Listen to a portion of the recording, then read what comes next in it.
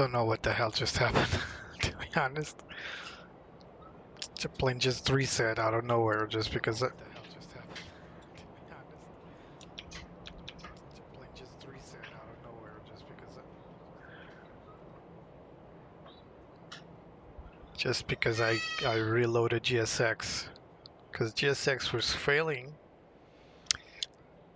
and now I don't have external power.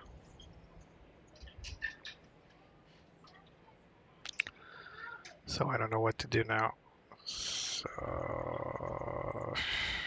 crikey. So GSX was locked, and I need GPU. I'm not going to start APC. I'm going to start APU. I mean, I need a GPU. This was already sent, so the plane was being initialized, and all of a sudden it just turned everything off. I mean, I understand if it had turned off the external power, but it also turned off the batteries. So I'm not sure what happened here. Anyway, let's try to get our ground equipment. Not here. See if I can connect ground equipment here. All right. Now we got our plane back, but still weird looking because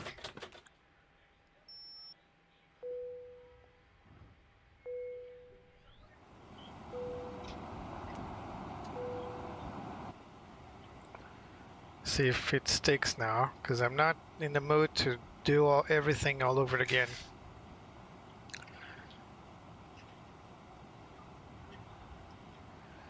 Let's go back to initialization. So it's here, but we were lining up our INSs and also they were also reset for some reason. Oh well. So does that mean our fuel wasn't requested either? Good God. I hate when these things happen. So boarding. Okay, this one's not requested, so let's try request the fuel.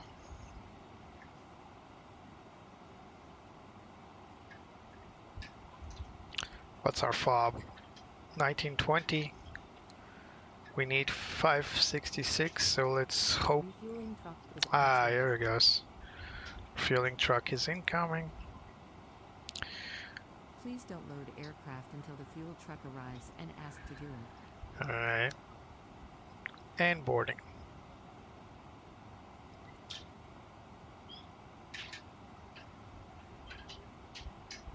Boarding requested. RT's moving.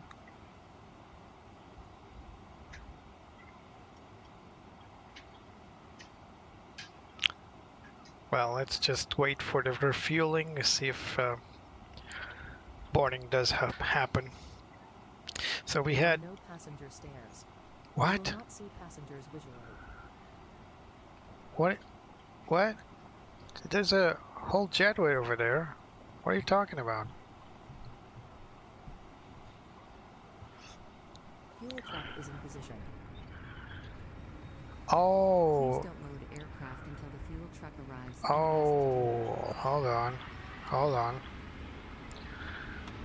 So, yeah, so he's right. So I picked,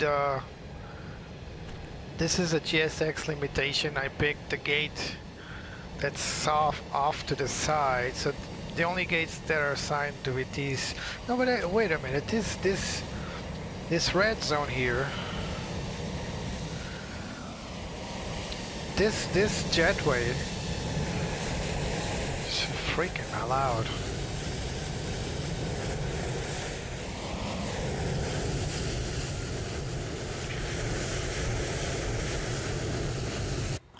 That jetway should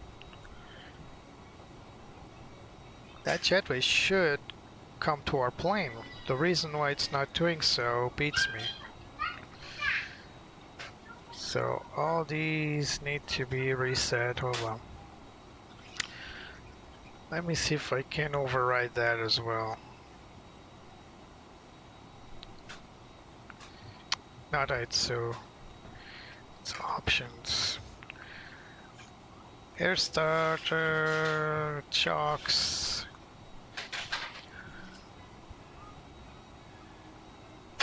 Jetway, none. Why? That jetway can clearly come all this way. Maybe it's not animated. Well, too bad. We won't see the passengers, that's all.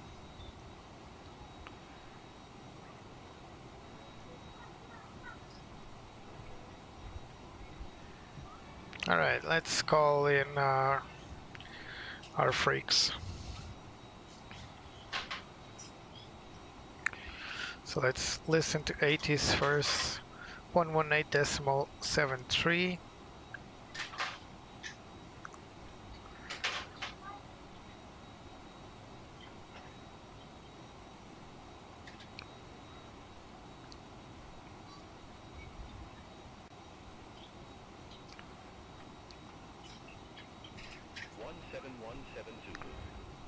Wind 235 at 14. Temperature 20. Dew point 10. QNH1008. VFR conditions. Well, Landing runways 25 right, 25 left. Departing runways 18, 25 center. Transition level 060. Advise on initial contact. You have information, Charlie. now let's hit the clearance. Frankfurt clearance, Easyjet 221 request IFR clearance to Istanbul.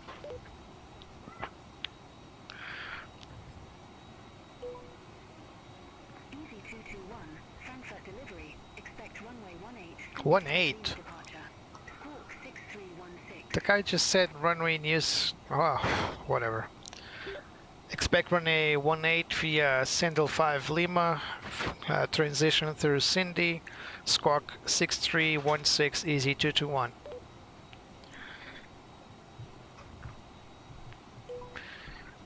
That's Easy 221, readback correct. Contact ground 121.755 when ready for pushback or engine start. we'll call you back when ready to push. Easy 221. Meter 80s was clearly saying runway 7. Ground on 121.755 Easy 221. The 80s was clearly talking about 07 left and 07 right, but now it's telling me it's runway 18. What gives? Beyond ATC is it's a bit of a mess, let me tell you. Ladies and gentlemen, welcome on board. Oh, too loud. Please place your large bags into the overhead locker, wheels first, and keep your small items under the seat in front of you.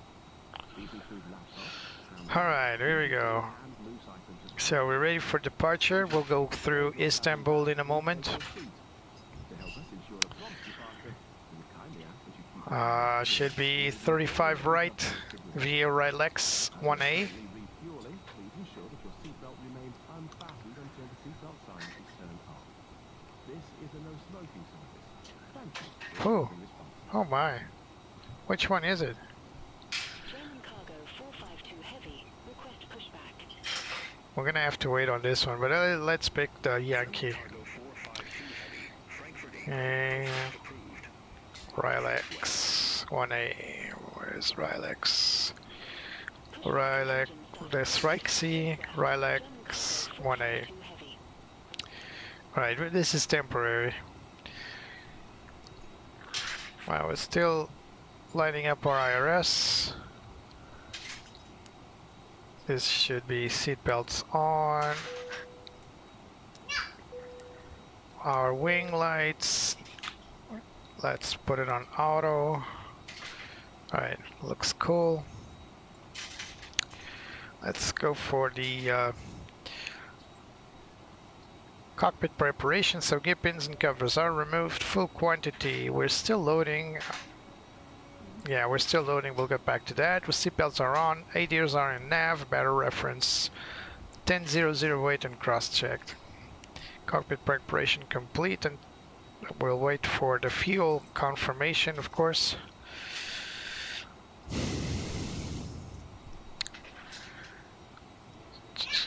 Aside from the initial hiccup.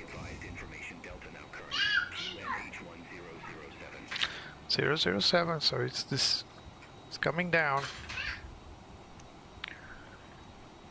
Let's go flight plan.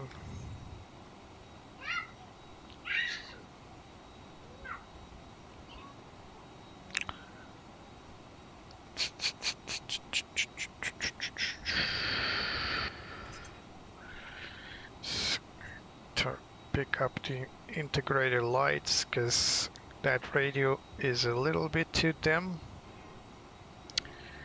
Much better. So we're not seeing the passengers because for some reason the this gate doesn't come near the plane, so we're still waiting for the fuel to be loaded. And the luggage loading is ongoing. Where? Nothing's happening. Yeah, GSX is a complete utter mess, and I sometimes repent from actually picking it up. I wish they had competition, because GSX sometimes really sucks bad. I wish they had competition, and if they did, with another guy doing exactly the same type of product, I would definitely jump on board. No brainer. Oh, corrupted. Yeah, look at that. It's towback. It's corrupted. Something fishy. Looks like there are two. Yeah, there's overlapping here. Now it's clear now. So departure should be.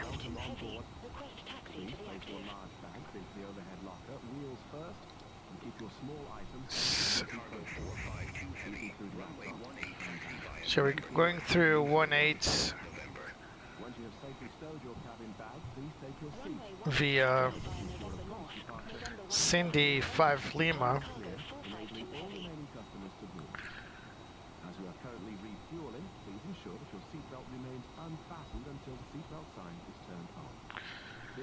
Seatbelt, Cindy.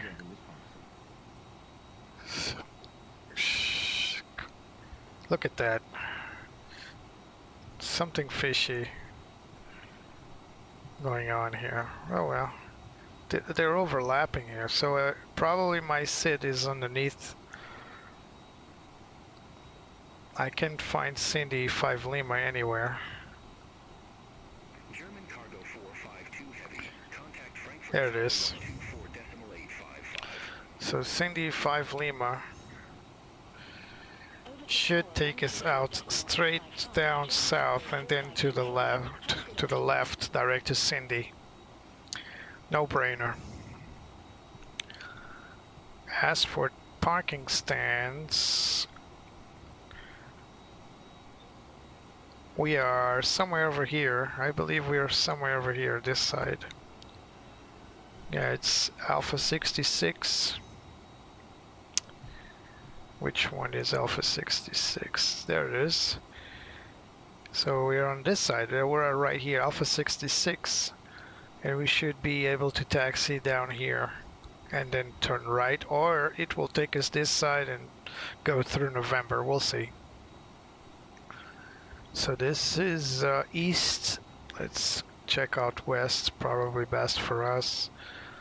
So this is the runway we'll be taking off. For some reason 18 instead of the regular 7 Lima and 7 Romeo. The Lima is over here, the Romeo is down here. Charlie is also used. Don't know why we're forcing ourselves to take off in that direction, but anyway. METAR clearly said 07 and 07 left and 07 right. Or the 80s did.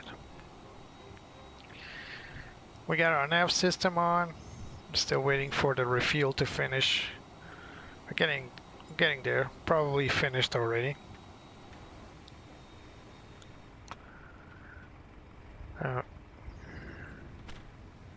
Yeah, it's finished. So the problem with this gate that I picked, first of all, this is a Lufthansa gate, which I didn't know. I don't know Frankfurt Airport. I didn't know these were Lufthansa. It's probably exclusive, or within the code share. The problem with this gate is that this jetway, as you can see the red lines, this jetway should come all the way down here to my door easily, but it's probably not animated, so it might be an FSX.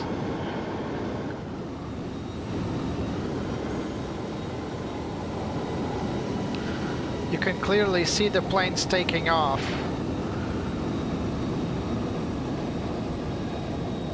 Why am I taking off on 18? Makes no sense. They're clearly taking off from 08. Anyway, so this gate apparently has it's not animated or something. So, and to this gate, no jet. There's no air stairs available. So the passengers will not be loaded. So thanks GSX for being a mess. This is not an FS Labs issue, this is clearly a GSX issue. So our fuel is loaded, 7,200 pounds, actually kilos. So let's run the checklist again. So gear pins and covers, we've done this. Fuel quantity, 7,200 checked. Seatbelts are on, ADIRs are nav, barrel reference again 1007 and cross-checked as per ATIS. So the cockpit preparation complete. We'll go through the before start checklist once we get there. Let's run a performance calculation on runway 18 full length. Let's go for optimal conf. AC will be on. Let's calculate it. It's going to give me flex 57. There we go. It always gives me flex 57. This is a reported bug, by the way. But we're not going to do that directly. We're going to request performance from our dispatch. I tend to trust it a little more than this calculator. So let's request it here. So temperature currently is...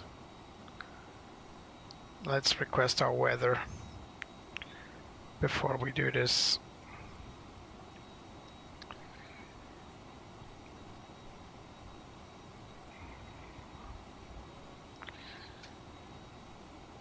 As our weather report. So temperature is 19er. And our QNH is 1007. Yeah, correct. 1007. Alright, let's send. Well, hold on. I'm missing some estimated. Oh, I forgot that. Estimated takeoff weight should be 67113. So 67.1, and now we send it. It's sent. I think we already received it. Let's check. Not yet.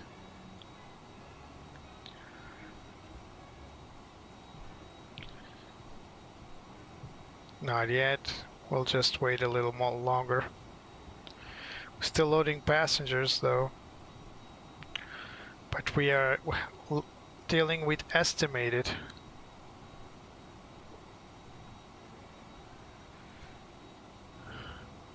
Still none. I wonder if it's waiting for the... we already have the load sheet here though.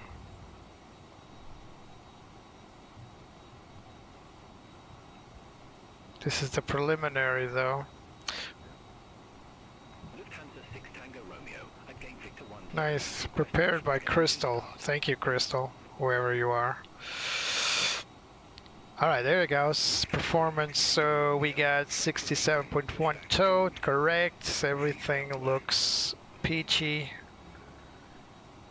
Pushback approved. Alright, we got our V speed, so 165, 168, 168. Please place your large bags into the overhead locker, wheels first. 165, 168, and 168.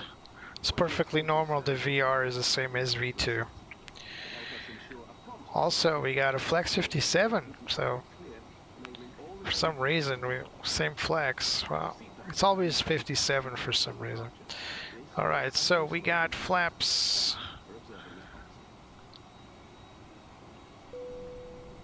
Where are the flaps indication?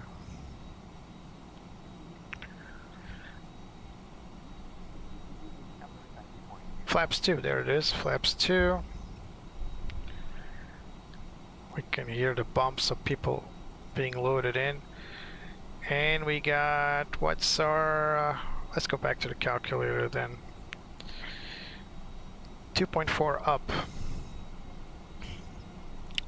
So flaps 2, 2.4, whoops. 2.4 and up. So step trim, we'll set it up in a moment.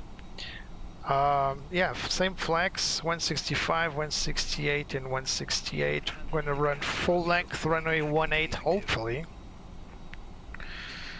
Alright, are our passengers on board? Runway 18 taxi via November. Boarding completed, alright. Let's confirm with mass and balance. What's going on here? Mass and balance. We already have our final load sheet in. So out of the 104 passengers predicted, we only get 86. So a few of them didn't show. Doors are being closed as we speak. Our cargo is less, of course, minus passengers. Less passengers. So our zero fuel weight, this is what we need, is 58.6. Let's go to our initiation. So 64.6. And what's 64? What am I doing? 58.6. Lufthansa 6 Tango Romeo. Contact Frankfurt Tower 124.855. Oh my. Over to Tower 12 for decimal 58.6 slash zero fuel should be 22.1. So 22.1. Bingo. Now, fuel. We got 7,200. We actually have 7,197. It's perfectly acceptable. So 7.2 fuel. Now, I don't trust this V-speed calculator that much, and I want to make sure that I got, so tow, it's not 67.1, so takeoff weight is 58.6, so I don't know why it's doing this. 58.6. It's not writing. 58.6. Hello. Oh my, this electronic flight bag really sucks. 0.6. Enter. And now let's calculate again. Yeah, same thing. 165, 168, 168. With 15.6 tow, step trim 2.4. So nothing changed actually, which is weird. Alright, we'll take it. We'll probably get a CG trim error, which is usual. Let's check our company, confirm our final load sheet. So 058.6 confirmed, takeoff weight 65.6. Oh, I made a boo-boo on the performance calculator. I didn't account for takeoff weight. Oh, it doesn't matter. 7.2 kilograms fuel. So we got our max zero fuel weight to 2.2. Looks good. So we are cleared. We have everything on board we need for the flight, including the passengers. Most importantly, the passengers. Our V speeds are confirmed. We'll start our procedures to leave the gate. First things first. Let's shut our door here. Bye-bye. Let's locked. Alright, so we are gonna call in the ground crew to start procedures for the pushback in a moment. This thing is on, it's predictable. Alright, and we go beacon on. Start our master switch for the APU.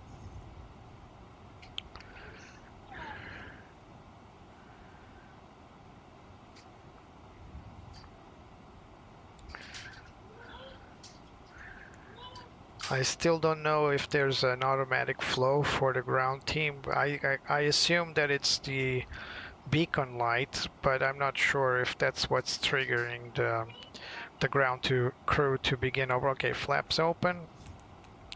Start APU. I'm looking here to see the flaps open. We need to wait when we press the master switch. There's a little flap above the APU on the tail that raises. We have to wait for it to open fully and to start our APU, otherwise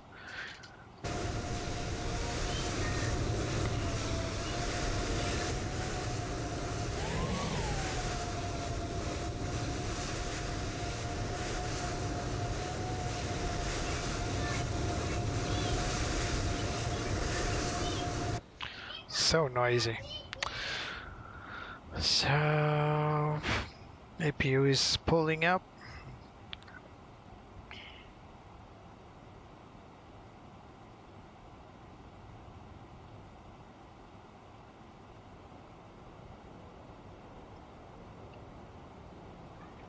And APU available. Let's bleed in the air and cut off our external power.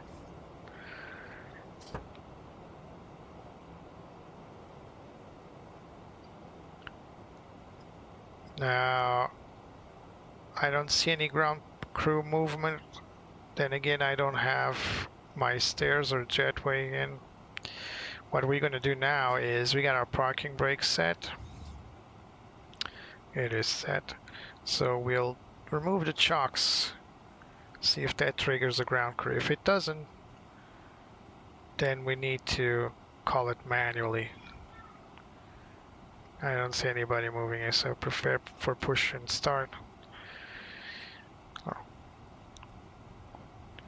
Still don't see the ground crew. Here she comes. There he is. He's on. Hello, Captain. We're ready for pushback. Yeah, we're ready.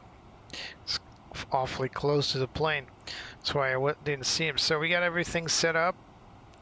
We're going to set our TCAS as well as our transponder, which was 6316. Oh, where's... Oh, there. Departure checks completed. 5.5 pin inserted. 6316. Let's set to auto, TARA. All right, we're ready. Tug is coming in. Let's call for request push and start. Frankfurt ground. Locking gear. Easy 221 request push and start gate Alpha 66.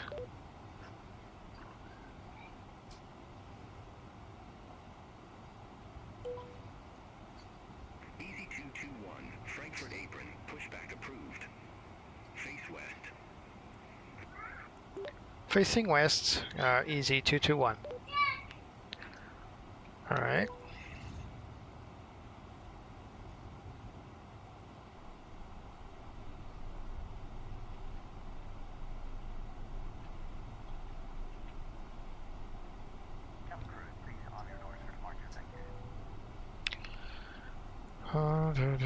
Continue pushback. Alright, so facing west. What's area 3 in there? What? So complex. So let's do the first one. I don't know. Release parking brakes, please. Parking brakes released. Commencing push. All engines clear. Start at will. Copy, start at 12. Start number 1.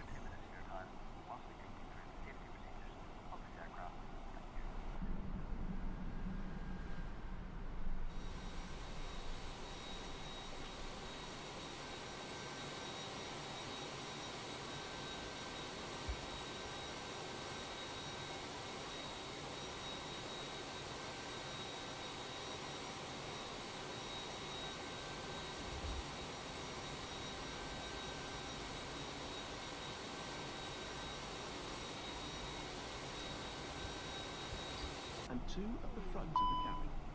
Did I keep doing this? Please be aware that your nearest exit may Sorry. be behind you.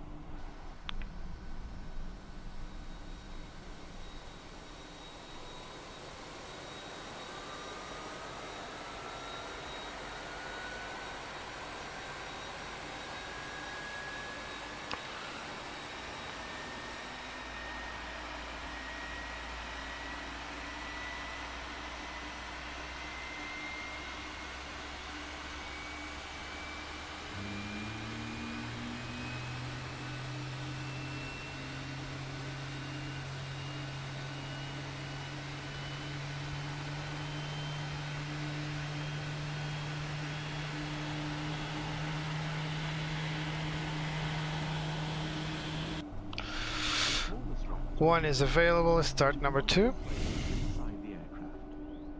When outside, inflate by pulling the toggle. If it fails to inflate or needs topping up, Whoa. blow into the tube.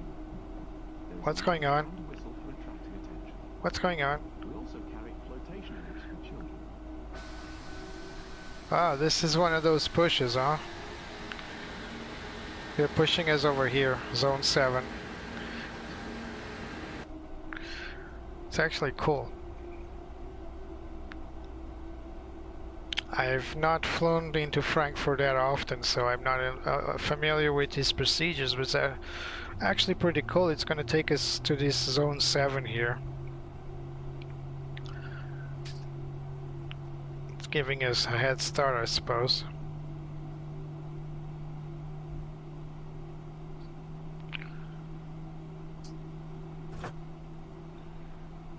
Number 2 is available. Mode to normal. APU bleed is off. Master switch is off. Waiting for the APU cooldown. Alright, here we go. Setting parking brakes. Please set parking brakes. Waiting your confirmation for a good engine start. Alright, let's confirm it, because we already have both engines. Cockpit to ground. We have a good engine start. You can disconnect. Unlocking gear. Alright.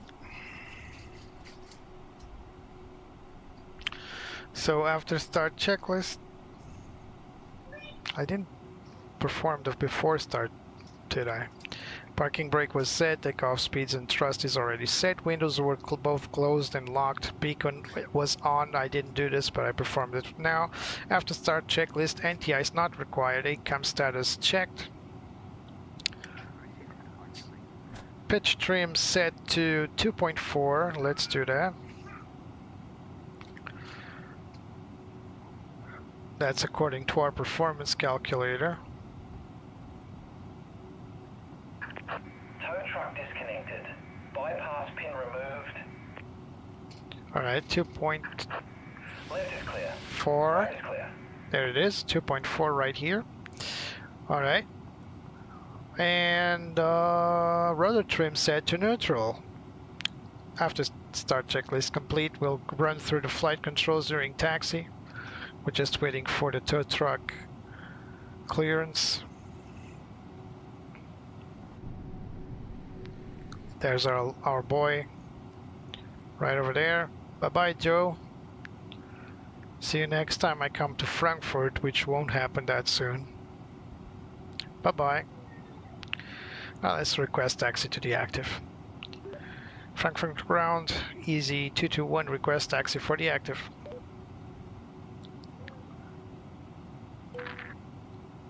Easy 221, runway 18, taxi via November 8, November. November 8 and November, copy.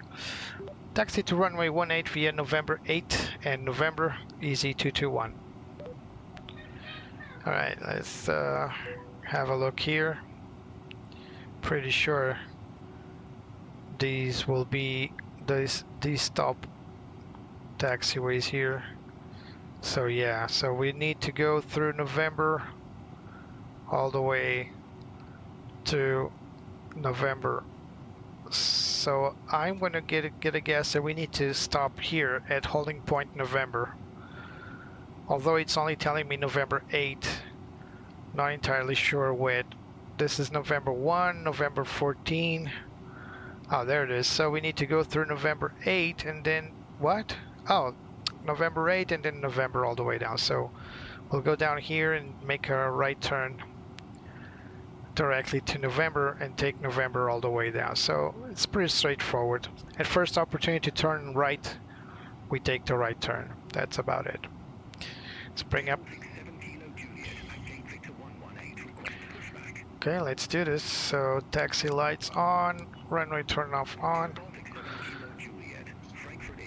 parking brakes off. Let's go.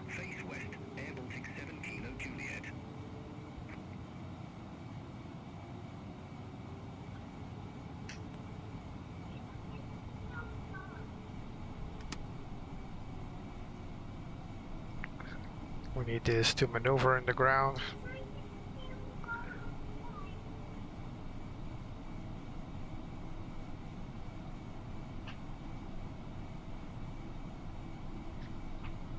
Come on.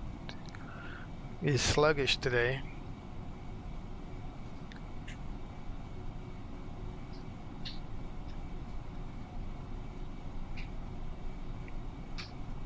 Wind should not be a factor, but we will have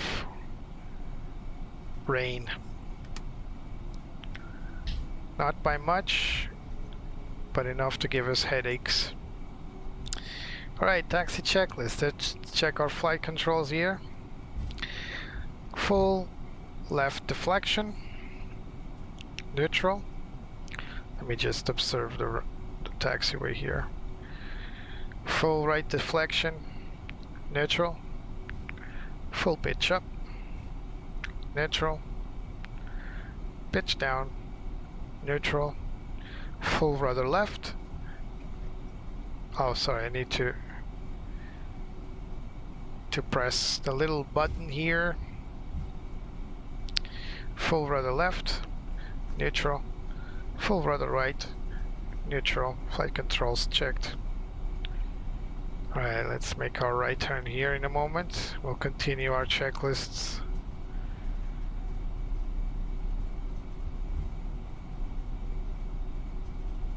So now we need to go all the way down there.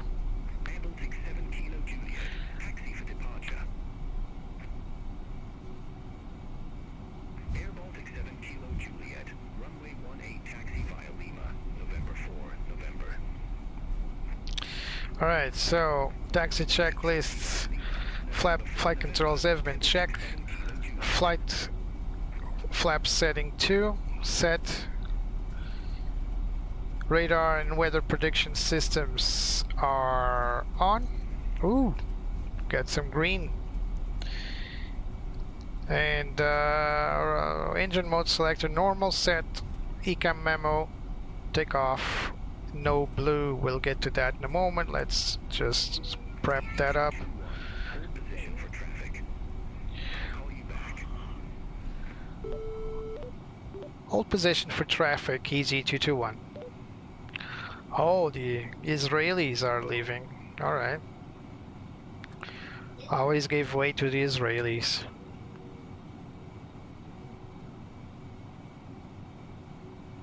Yes.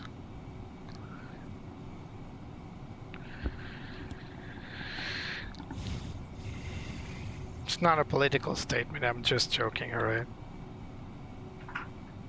Yes, Mr. LL.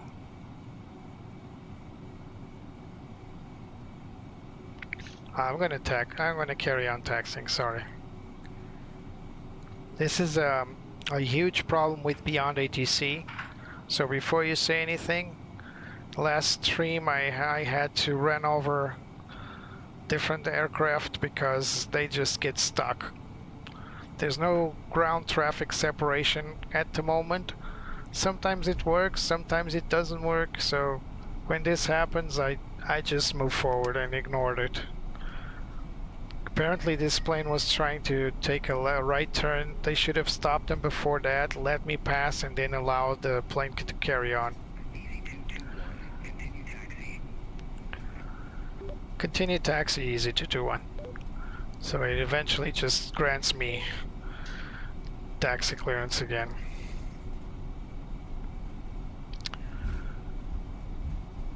So let's just carry on taxiing for the moment. So this, yeah, we definitely wanted to make a right-hand turn. He couldn't because I was in a taxiway. So he should have stopped that plane because it was going to get nose to nose with me. So yeah, that's Beyond ATC for everyone. It's not perfect. Look at that ugly plane, my God. Condor has the worst livery I know. That's even the worst of the worst. I can tolerate the blue one, I find it funny, but not that one, not the green one. It looks awful. Looks like a candy or something. Some bad weather in Frankfurt today, which is a huge contrast with my hometown of Lisbon. It's very hot in Lisbon currently.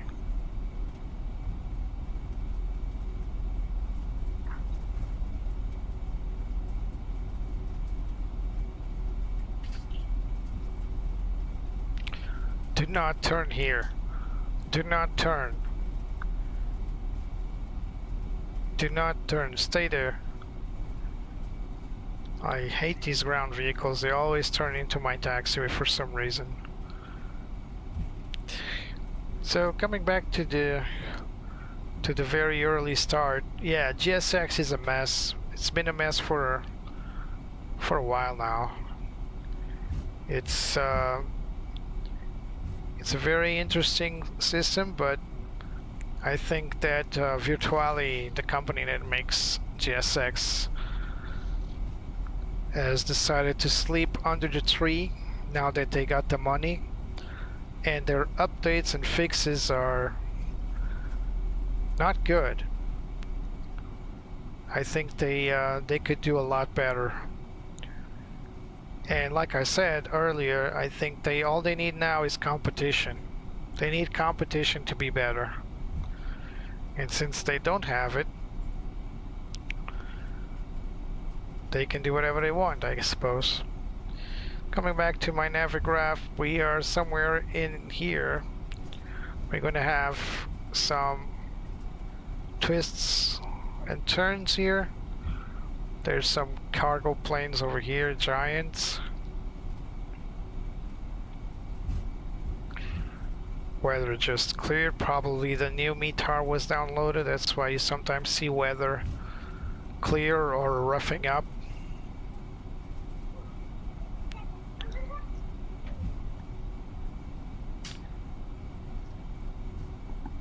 Que se passa?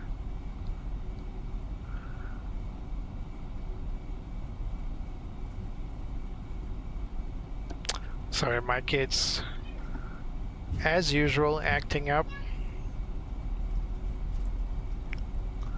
So another little twist, 20 knots, going too fast. We can turn off our wiper here. Contact Frankfurt Tower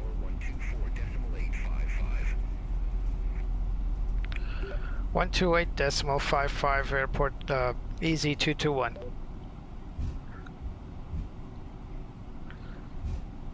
Negative. Tower on 124.855. Oh my. 124.855 Easy221. Negative. Tower on 124.855. 124.855 Easy221.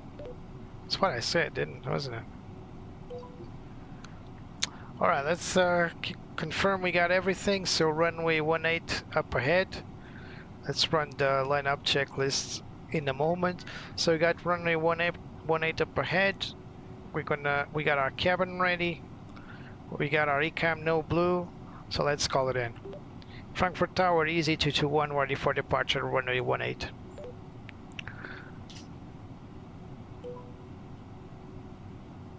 Easy221, Frankfurt Tower, wind 225 at 5, runway 18, cleared for takeoff.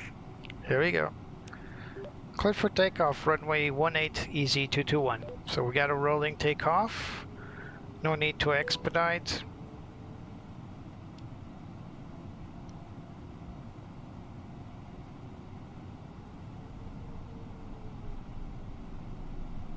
So I'm not gonna make the same mistake again. So lineup checklist, taxi, takeoff, taxi 18 checked. TCAS is TRRA auto set. Packs 1 and 2 are both on. Lineup checklist complete. Alright, let's bring up our departure chart. Air Baltic 7 Kilo Juliet, ready to go. Runway 18.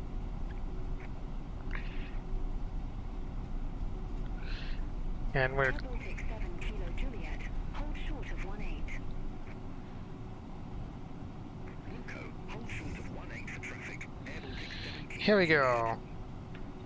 Launch the chrono.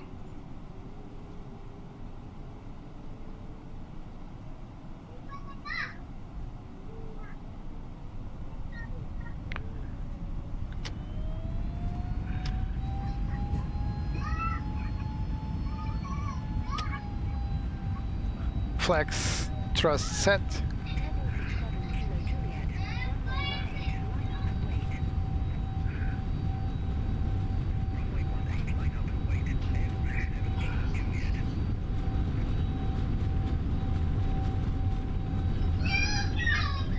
V1. Rotate. Oh, what's going on here? Whoa. What's going on here? I'm having trouble with frame rate. Sorry about that. Don't know what's going on here.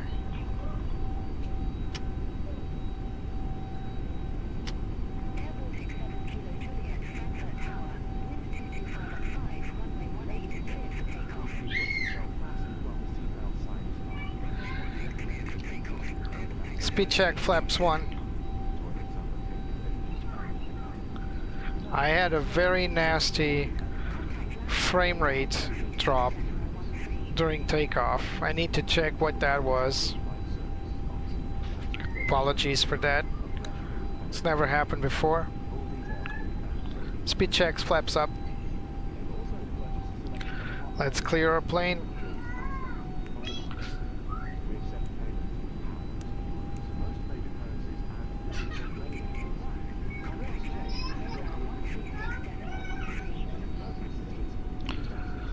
136.13 EZ221.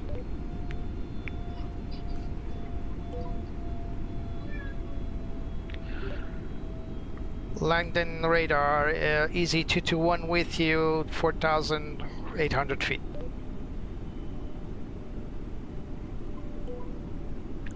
Easy 221, Langdon radar.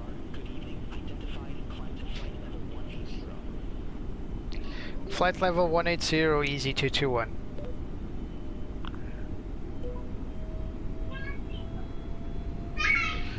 QNH set to standard.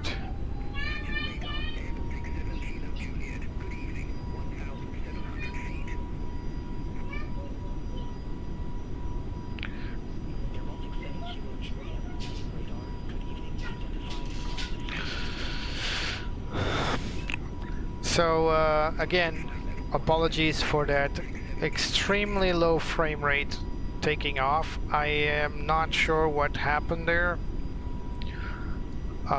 Could be traffic, so ground traffic, excessive ground traffic. Could be, I don't know.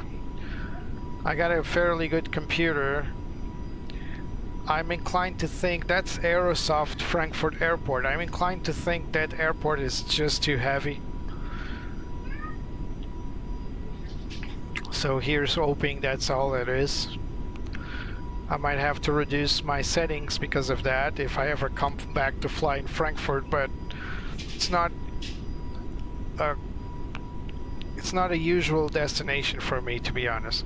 So we're currently flying the constraint 220 knots up until this point, which coincides with our chart here. So we're now making our left turn direct to Cindy, and we should be able to be after that unrestricted airspeed. So the next restriction is anything above 5,000. We are already well above 5,000 feet.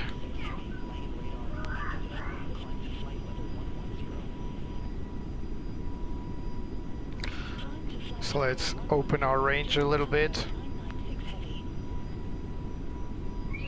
So there it goes, our restriction is off, the plane is accelerating again.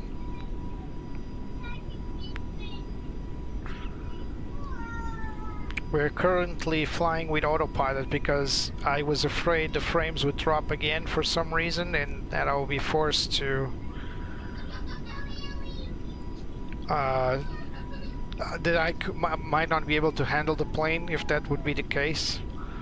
And really, after all this time, Aerosoft, I was very reluctant to buy their scenery because I keep hearing people talk about bad optimization. Aerosoft and used to make the best airports for Flight Simulator X and for prepared. Whatever happened to Aerosoft, it's no longer the company I used to be a fan of. So yeah.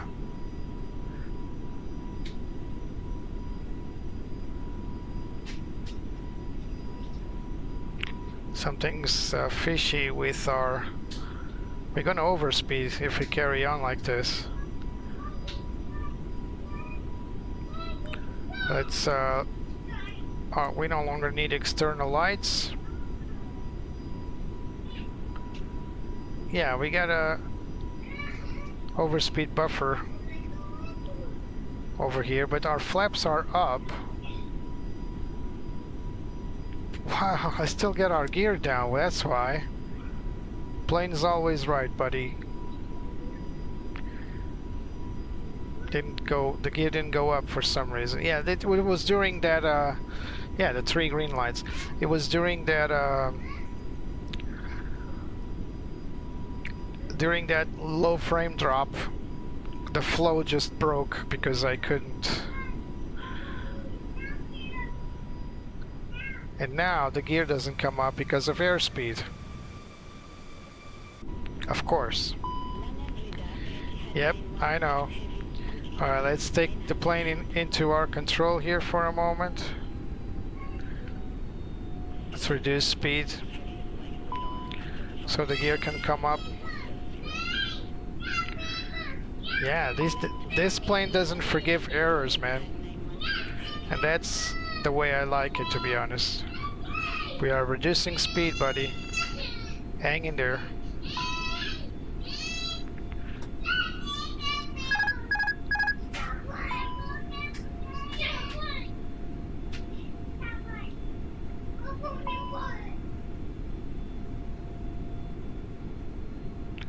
Come on. All aircraft be advised the information Foxtrot now current QNH1007. There we go.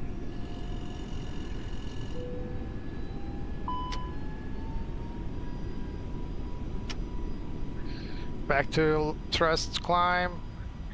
Autopilot 1. Let it climb.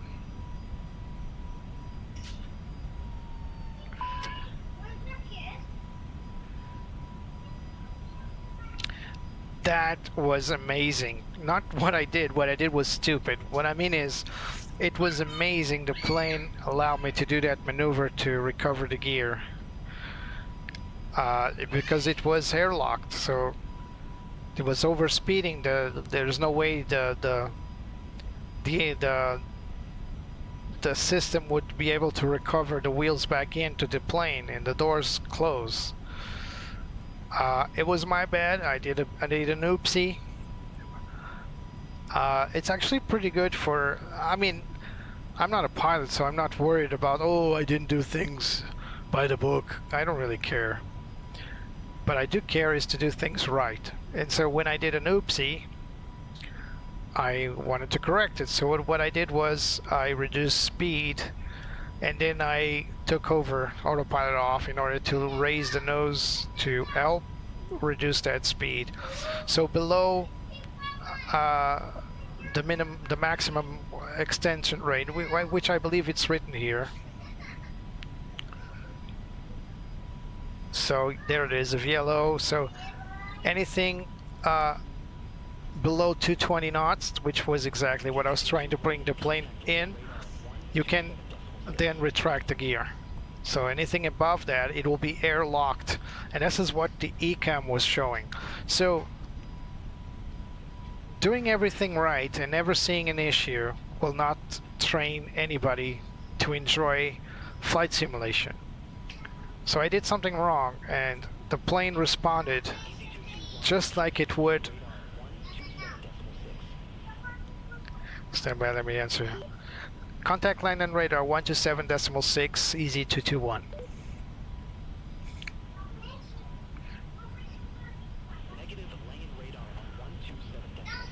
That's what I said.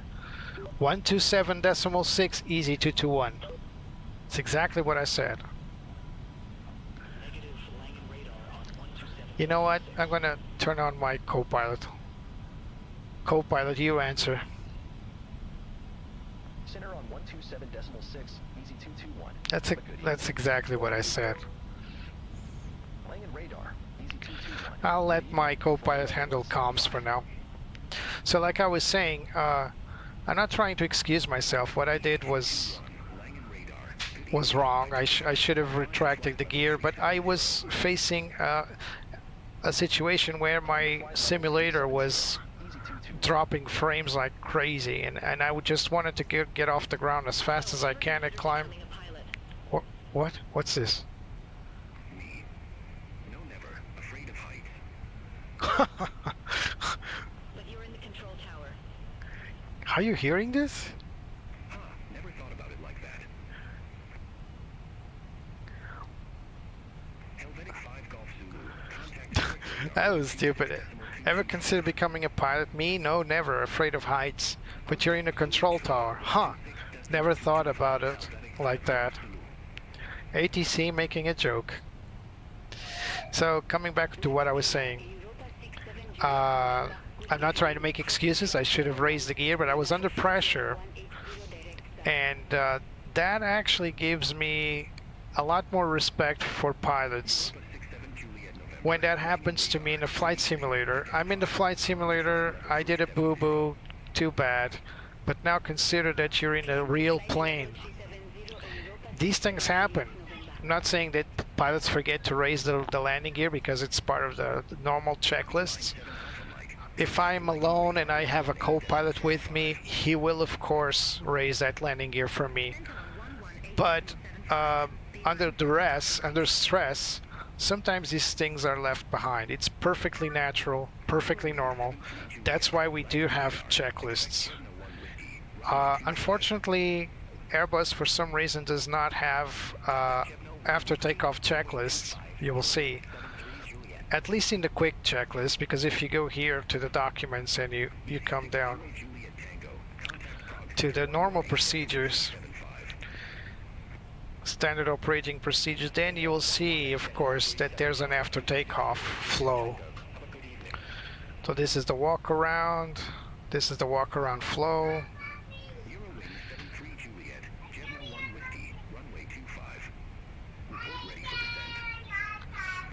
Don't know why this does that.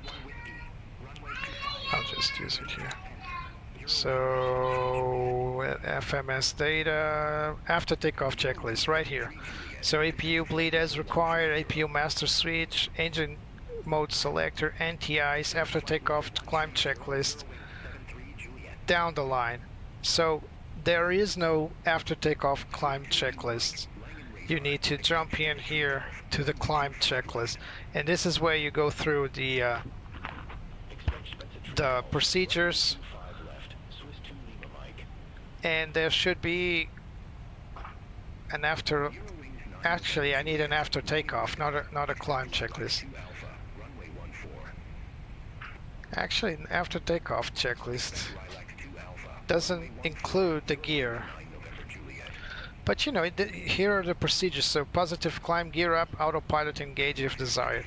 So if you follow this flow, so at acceleration altitude, when positive climb, here it is. So positive climb and landing gear select up.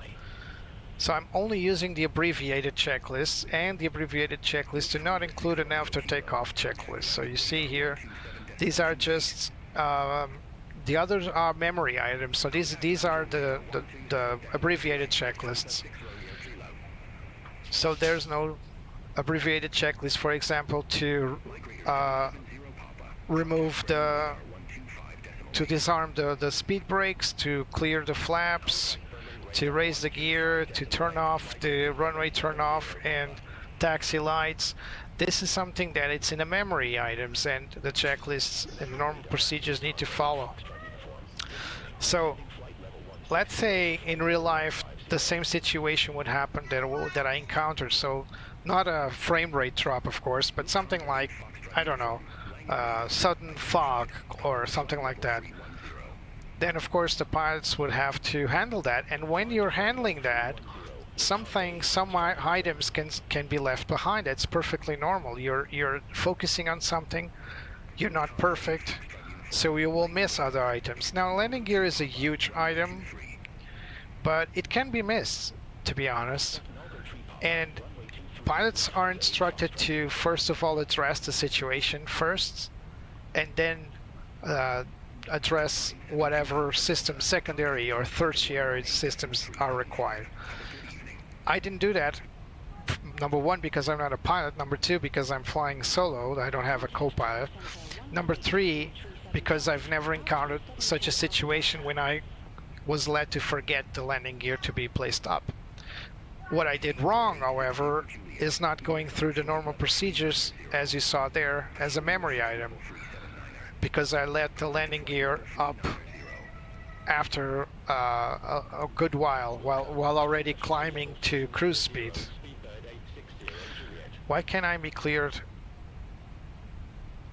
above this? I'm going to climb anyway, because I'm spending too much fuel here.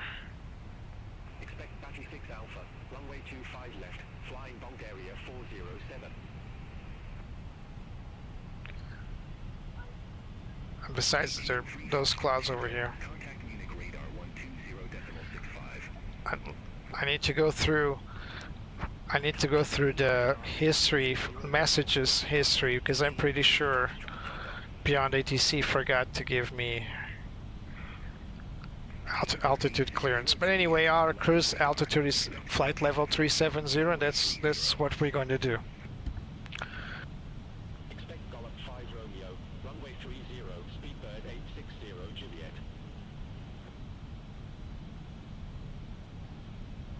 Ryanair 8487, contact Prague Center 118.375. Contact Prague Center 118.375, Ryanair 8487, bye-bye.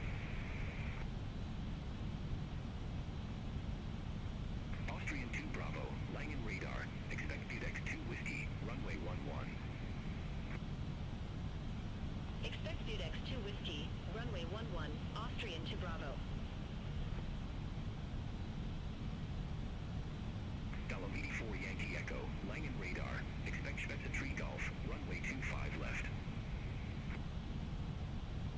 Expect Spetze Tree Golf, runway 25 left, Dolomiti 4 Yankee Echo. Lufthansa 6 Alpha Whiskey, contact Langen radar 127.28. Contact Langen radar 127.28, Lufthansa 6 Alpha Whiskey. Ryanair 4 Golf Zulu, Langen radar, expect Vicenza 2 Charlie, runway 07. Expect Vicenza 2 Charlie, runway 07, Ryanair for Golf Zulu.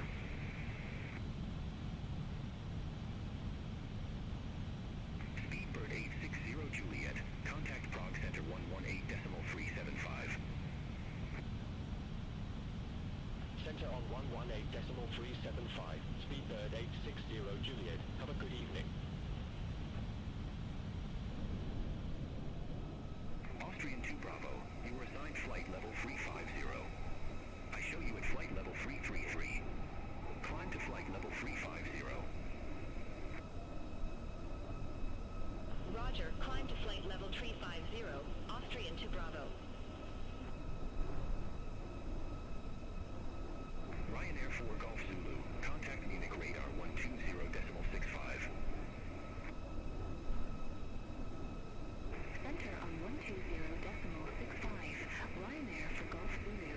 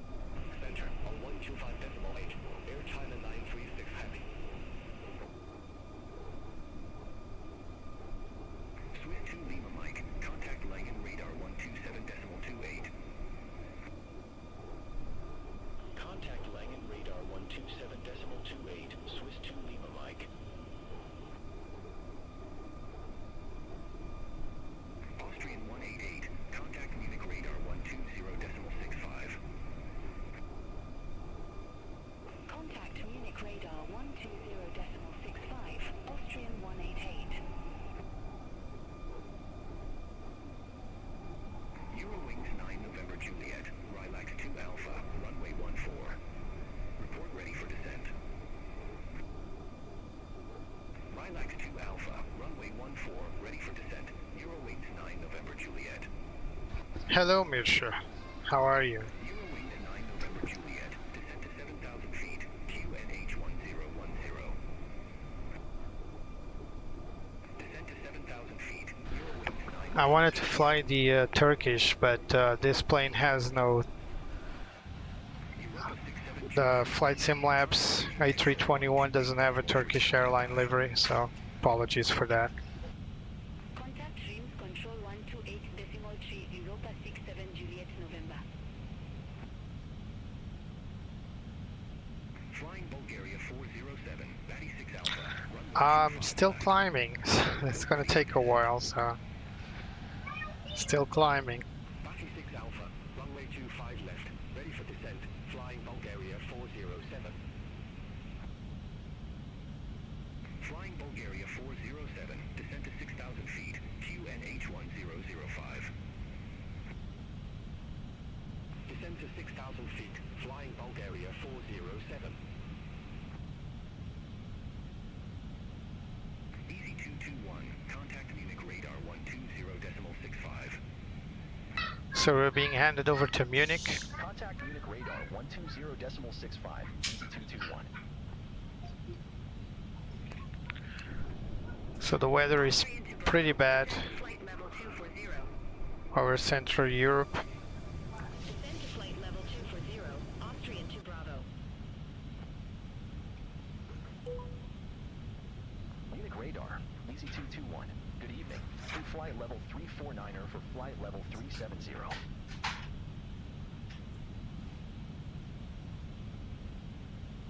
Easy 221, Munich radar identified. So I just checked the communication history, and yeah, they indeed gave us clearance to flight level 370. But when they did that, I was talking and I missed it completely. So apologies, ATC, German ATC. You did your job. I didn't. Again.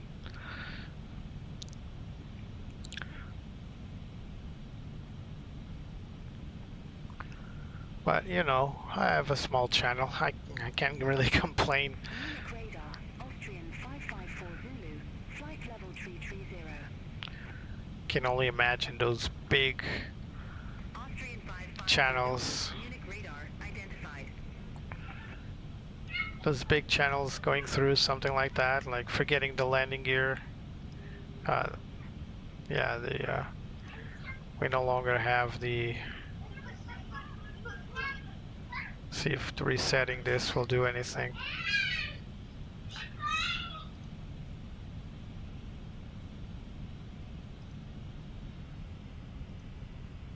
Ah, there it is.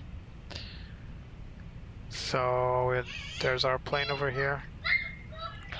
See that weather formation is really nasty over Central Europe.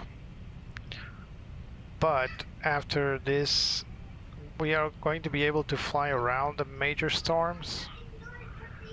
But after that, should be a piece of cake.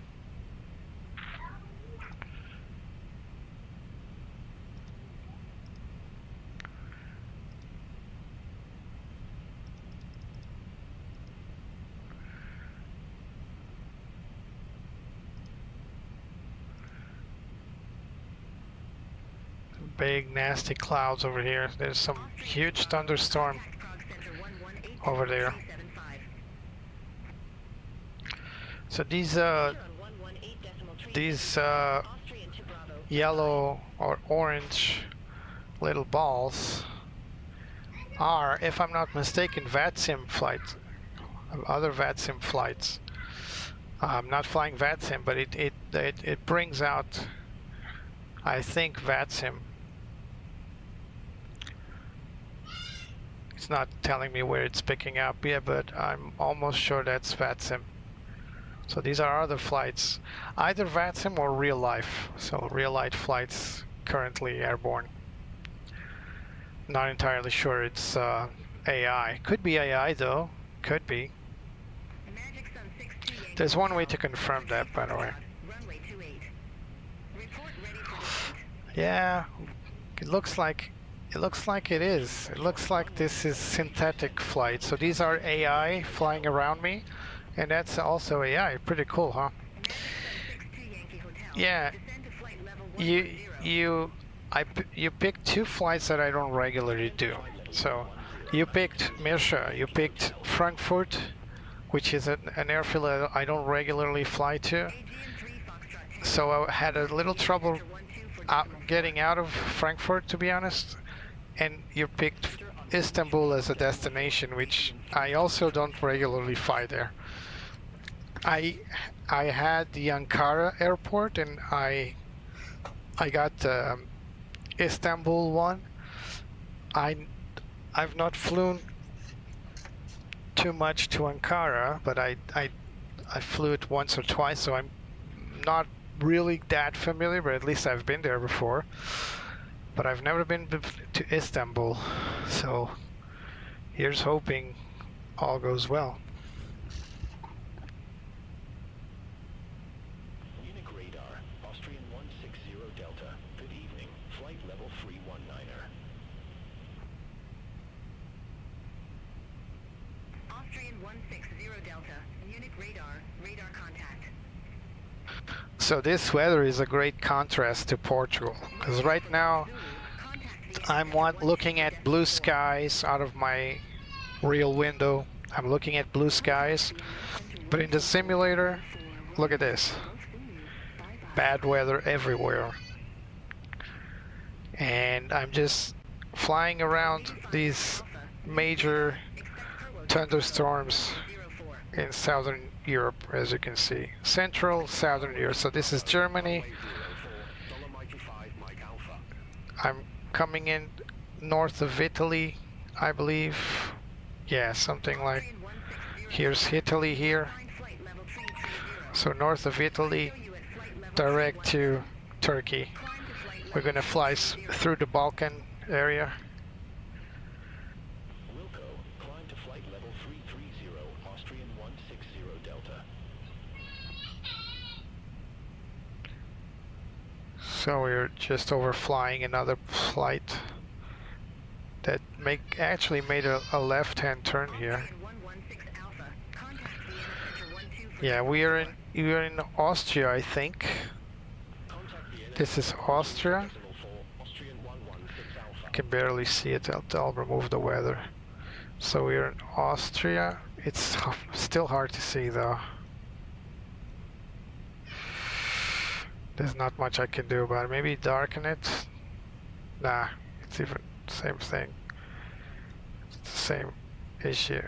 So anyway, this is Austria. Italy is over here, and then we'll move to the right. Ah, it's all right, Mirsha. As long as it's not a big long-haul flight, because number one, this is an A321Neo. It can do transatlantic, but how boring would that be, right? So this is my favorite low-cost airline. I actually flew Easyjet a long time ago when they still had 737s.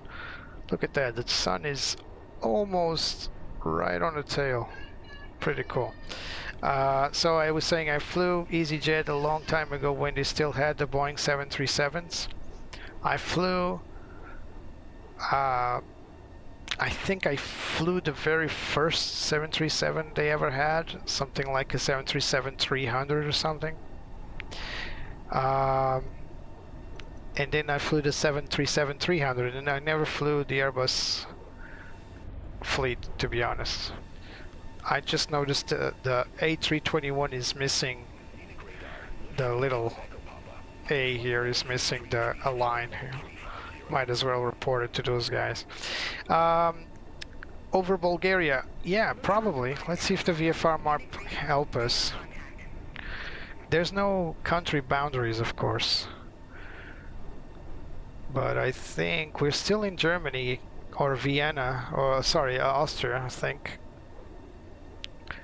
So I think this is still Austria because of the airfield call signs. I think this is either Switzerland over here, so we're not going to cross Switzerland. Let's cancel GF. So this is still Austria, this is Italy, and then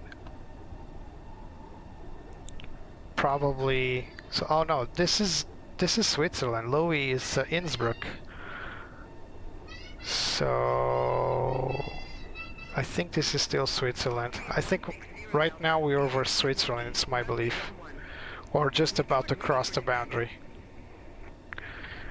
It's hard to say when you don't have the geographic lines. Let's see if I can bring them up here on the Navigraph map. So can I pick World Airways? This is Sigmet. Still no geographic lines, but we sort of make out if we zoom out. So there's Italy.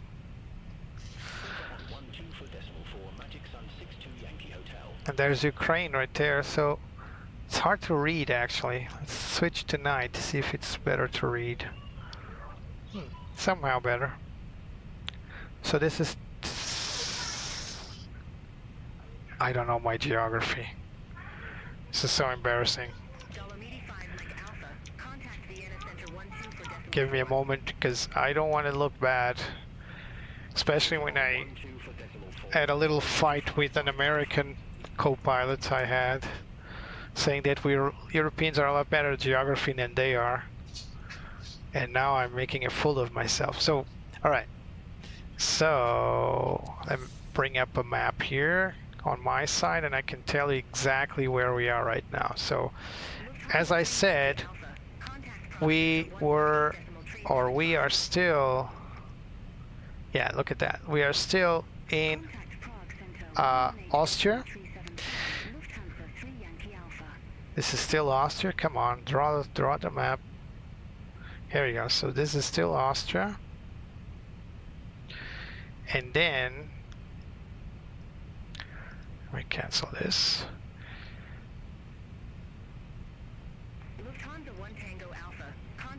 Didn't know Austria was so big. This is Slovenia. And then we'll go through Croatia. This is Croatia right here. So Slovenia, Croatia, and then Bosnia. This area right here is Bosnia. And then so Bosnia, this is Serbia, it's written right there, Montenegro, so we go through Serbia, and then Bulgaria, then Turkey. So this is Bulgaria, this is Turkey. So yeah, so we never do cross through Hungary, I think. Hungary is a bit north of our flight, so Hungary is this one. This piece here. So we're still in Contact Prague Center 118.375, Austrian 160 Delta.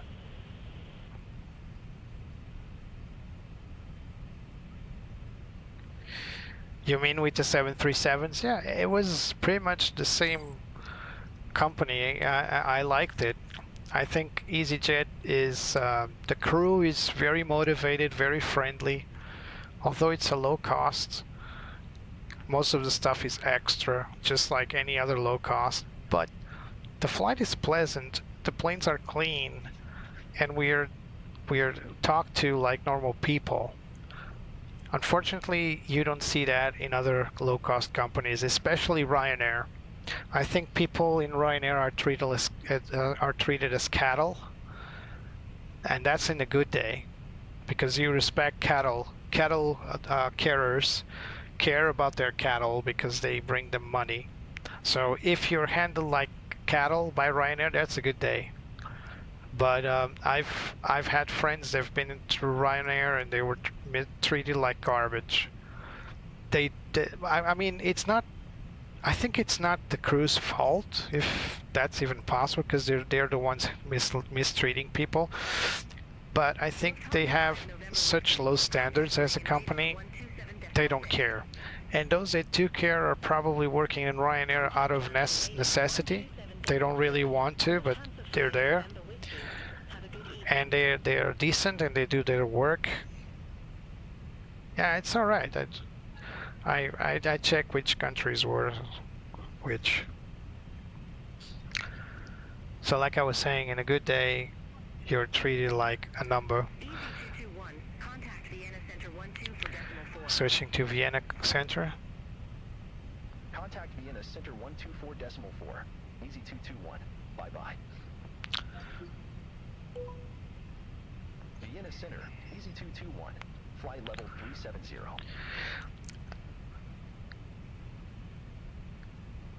Easy221, Vienna Center, identified. All right. So like I was saying, Ryanair, I don't think the problem is the crew itself, the people. I think they just have low standards. They're not there to, I think the flight attendants are there because they need to be, because it's law to have X ground crew, X flight crew per flight. If Ryanair could get their way with things, the flights would be completely deprived of both flight attendants and ground crew, or at least have just one or two guys just to, handle evacuation or whatever. I think Ryan O'Leary, or the guy,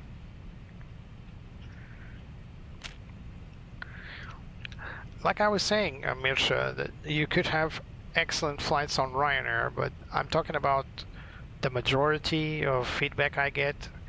I was fortunate enough to have also a good flight at Ryanair, so I can't really talk about being mistreated myself, but this is what I hear from people. And when I say mistreated, I don't mean that the crew, curses you or something, or doesn't care for you. They're just serving a very low standard, and that's exactly what the company asks for them. And at the end of the day, you have to respect that they're not obliged to do anything more than that. And but again, I'm not saying that happens on every flight. I actually know a couple of former Ryanair captains who are now flying on other airlines, and they're just as good as any other pilot. So their flight standards are great, but their serving standards are the bare minimum. And sometimes you get excellent crews, sometimes you don't. But that could happen on any airline, I suppose. Then again, those airlines that I flew that had high standards, and I'll just say a couple. I flew on SAS. TAP Portugal also has a very high standard, but I'm not saying that every single TAP Portugal flight is good. It depends on the crew. It depends on the day. Depends on a lot of things. But it's a regular airline. It's not a low cost. So maybe the standards are higher. Of course they are. Maybe your standards as a passenger also rise up when you fly a flag carrier, for example, not a low cost. I flew on SAS, loved it. KLM, awesome. I flew in not in British Airways, but BA City Flyer, so it's like a subsidiary regional flight. Also great. Companies that I hated flying in. Number one, by far, is TAG Angola. It's the worst flight I ever had, going and coming. So I went to Luanda, Angola, and coming back, TAG flights were the worst. Everything went wrong in terms of crew accommodation or passenger accommodation. So they were arrogant. They were non-responsive when I called them. I had to ask them twice for a coffee, a simple coffee, something they can easily prepare. They gave me a sack, a little bag of decaf, not even plain coffee, and with a cup of hot water. That's it. They disappeared from the cabin throughout all the flight, both going in and coming back. On the flight to Luanda, I had a blanket. On the flight back, I did not. I asked for one. There were none. The food was awful. My food was cold. It's like they didn't even care about eating it correctly. Tag Angola, nevermore. I prefer to pay more and go in TAP Portugal to Angola if I ever go to Angola again than flying in TAG. Recently, I was watching one of those vloggers that fly. What's his name? Josh Cahill. He was invited to for their presentation of the 787 Dreamliner in Luanda, Angola, and he was mistreated. I mean, he was a guest of that airline, and he was still mistreated. So you can think, how does the company strive to do anything in this aviation world if they no longer care, right? Now, regarding so number one would be TAG Angola. Number two, I have to say, unfortunately, it was a low-cost airline that belonged to Aerolíneas Argentinas. The name was Airplus Comet. I had to take that flight, 747. It's the only thing cool about that flight was the fact it was a Boeing 747. It's the only time I ever flew one, 737-300. I had to go to Madrid to pick up that flight. I went there in Iberia, and I picked up Airplus Comet in Madrid to Cancun. It was my wedding trip. It was such a bad flight. I have no words to describe. The food was bad. The crew was absent. Almost like TAG Angola. But the difference between TAG Angola and Airplus Comet is that Airplus is a charter company. Or was. I think it went instinctive some time ago. So being a charter flight, I had no expectations whatsoever. And the crew was actually pretty nice. They were very cool crew. Although they couldn't do better, they were still nice. They were still very nice people. So that's the main difference. That's why Airplus is number 2 and TAG is number 1 as my least favorite airline ever.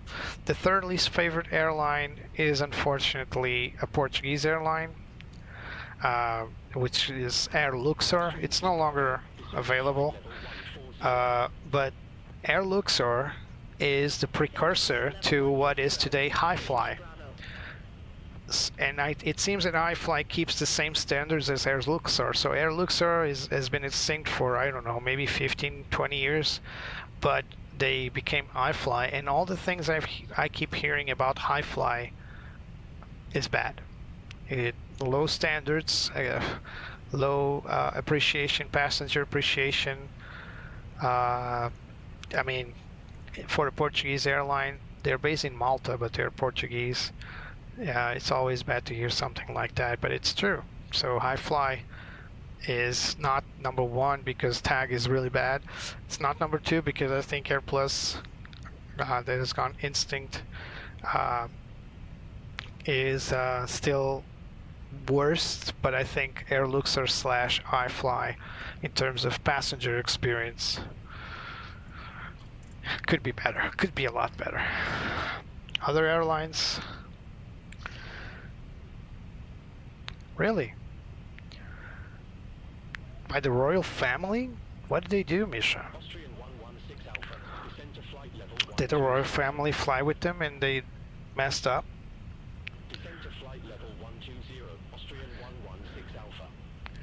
Really unfamiliar with that, if that's the case. But yeah, I never flew with Hi-Fly, but I did fly with Air Luxor a couple of times, and it was not good. Not good at all. The only good thing I brought from those 2 flights I did, I was given a small Airbus 320, Air Luxor Airbus 320. That's it. A collector aircraft that I still have somewhere. It's the only good positive thing about it. But I'm curious, what happened with Belgium royal family, Mirsha?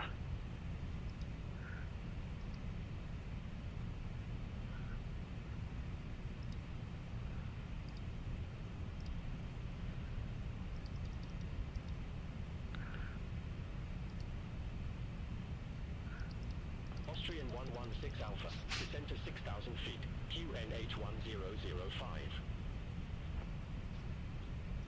Descend to 6,000 feet, QNH 1005, Austrian 116 Alpha.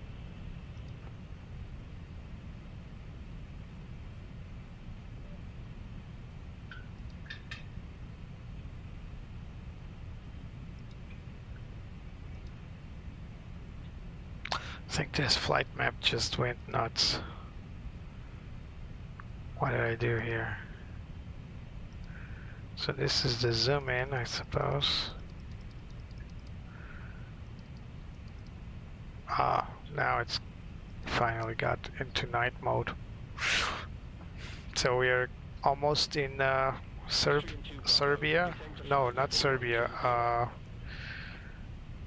Well, we're crossing Descend to flight level 120.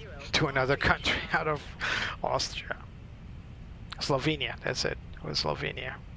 Austrian 116 Alpha, contact beam information approach 118.525.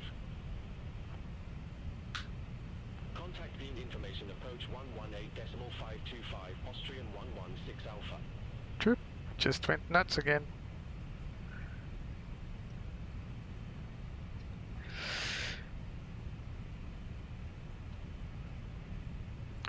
Oh, yeah.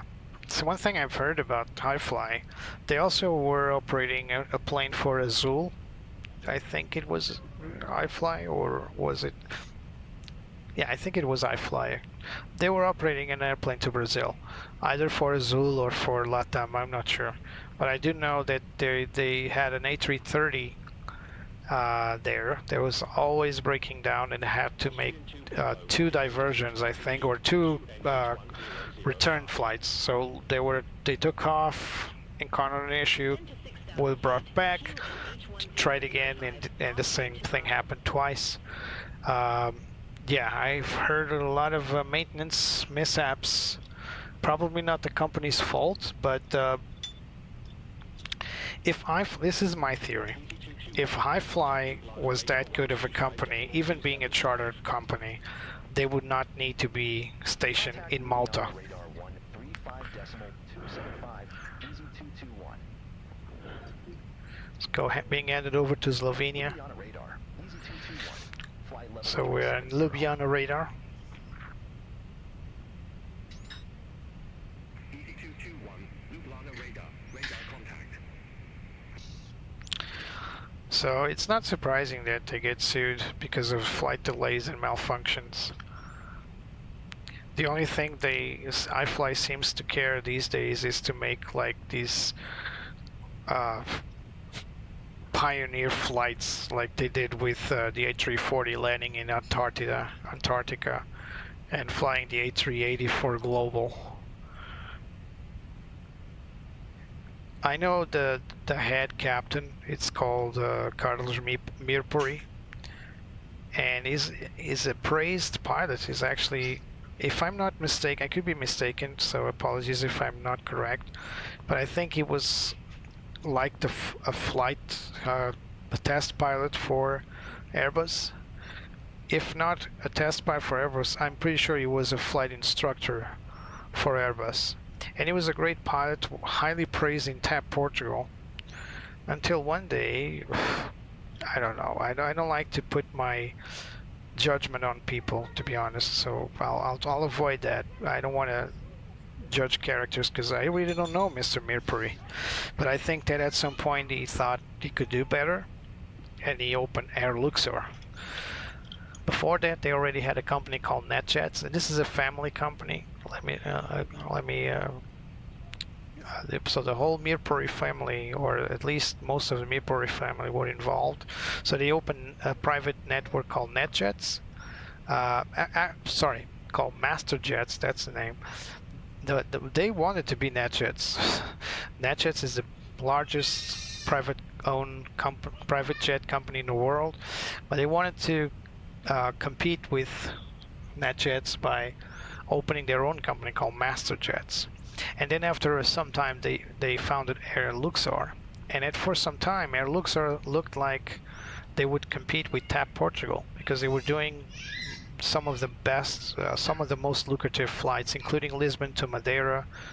All those big flights that TAP Portugal had, like the monopoly, if you want to speak in those terms, they went in and they wanted to, you know, take a chunk of that market.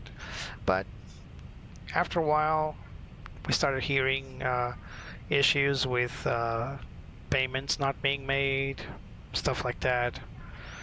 Still today, not a lot of people know the entire truth because everything was muffled. And last thing I remember from Air Luxor was knowing that most of their planes were apprehended in some country. I think it was Belgium, to be honest. This would be quite a coincidence. So their planes were taken over because they owed a lot of money to a lot of people. And one of those planes ended up being in the TAP fleet, TAP Portugal fleet. I think one at least, I know for sure, an Airbus 320. So yeah, so after a while, we didn't hear about Mr. Mirpuri or his family.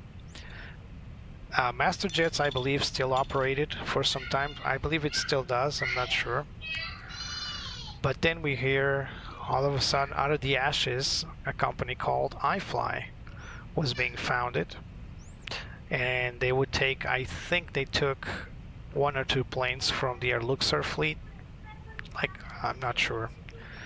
The first ever time I paid attention to them, I knew they existed for some time, but the first time I paid attention to them was then when they acquired, I think they leased it, an Airbus A380, a charter plane that would fly around the world having like Save the Ocean livery. That's the only time I remember, first time I remember paying attention to them. And from then on, they opened this charter company. They fly for all sorts of companies, offer wet leasing and leasing airplane. But coming back to what led us to this conversation about Hi-Fly, everybody that flies Hi-Fly hates it.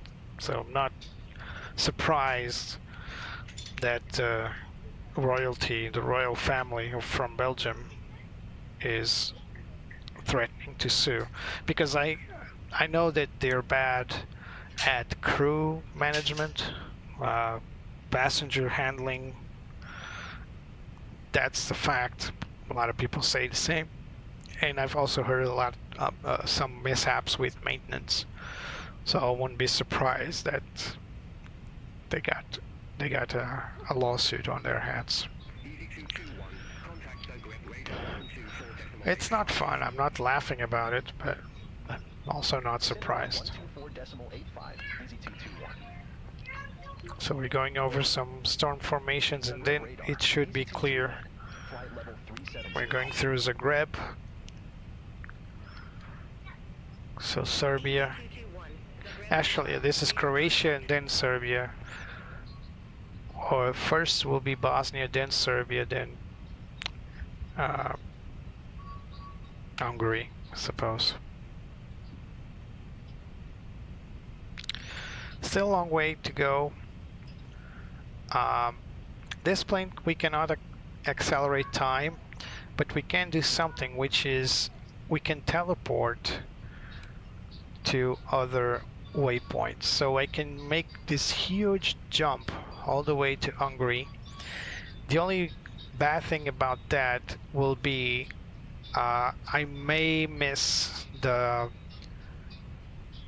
transfer call, so the handover, ATC handover. So for example, I can easily make the jump through the next waypoint, which is still within Bosnia, I think, or this is Croatia, sorry. But after that, if I make the jump further, I may miss the handoff, and then I'll be flying blind because they will not hand me over. This is why ATC doesn't like accelerated time. But with accelerated time, I can just move forward faster and then eventually get handed over. But if I teleport myself, which is possible, it's a feature here on this plane. So if I go here, oh, there it is. It was right there. Jump ahead. I can just pick the next waypoint I want to go. So for example, if I go to Hetida, it will teleport me to a point in time where I'll be at 201 Zulu, so in about 2 hours from now, 1 hour and a half from now, with the correct fuel on board, the same altitude as I'm right now, but in terms of ATC, I may miss the handover. So as you can see, Etida is more or less at 300 miles, 300 nautical miles. So it'll be a huge jump ahead. So I can do it, but I'm afraid my ATC will go berserk.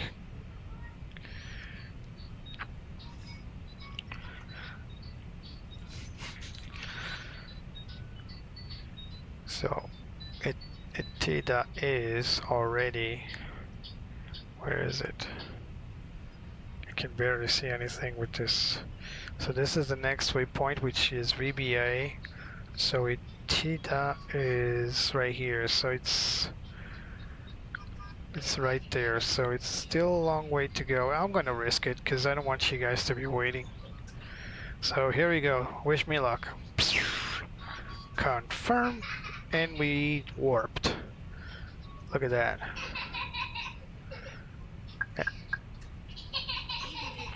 Contact Belgrade Control 120 Full advantage of your tax-free allowances today and make some amazing savings without Center on 120.4. All right, let's see if stabilize, GPS primary. Was it too big of a jump? Flight level 370.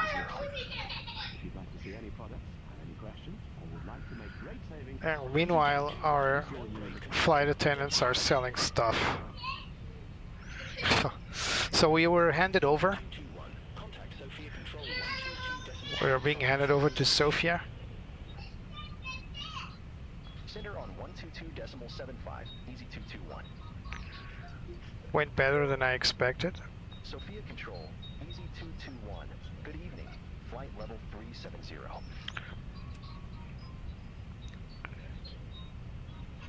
Easy 221. Sophia Control, radar contact. All right. So Suntoke 341. looks like everything went okay. So now we're going to prepare our approach to Istanbul. Expect Saxon 1 Alpha. Runway 17. So what we need now is request the weather. Let me go back here.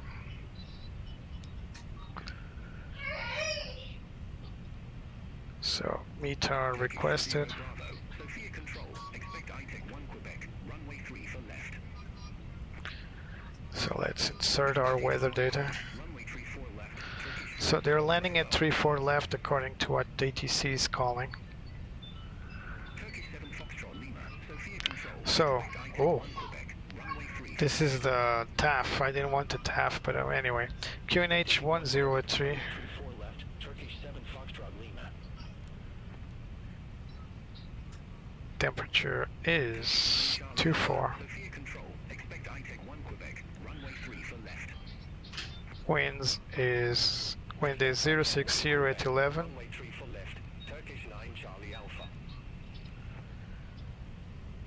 And we are expecting a full flap landing at radio altimeter 200 as usual. We'll confirm this in a moment. So let's go back to our flight plan.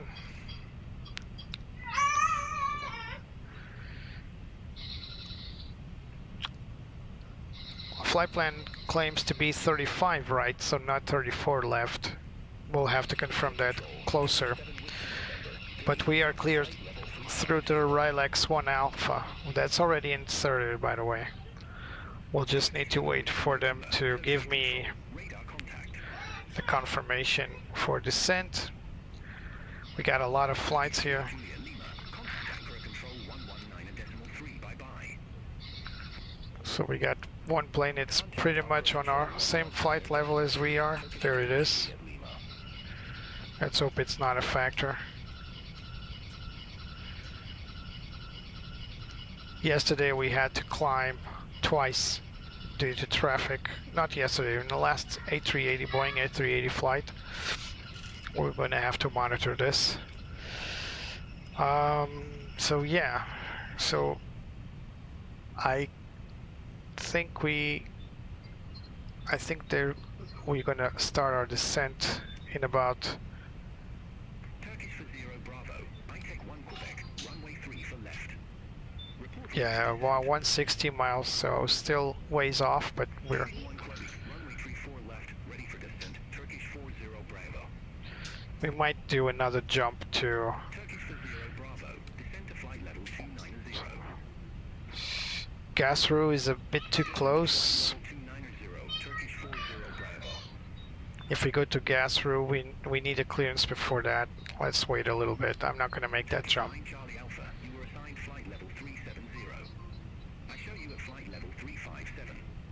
Climb to flight level 370. And that plane is coming awfully close, so we're gonna need to get ready. Climb to flight level 370. Turkish 9 Charlie Alpha.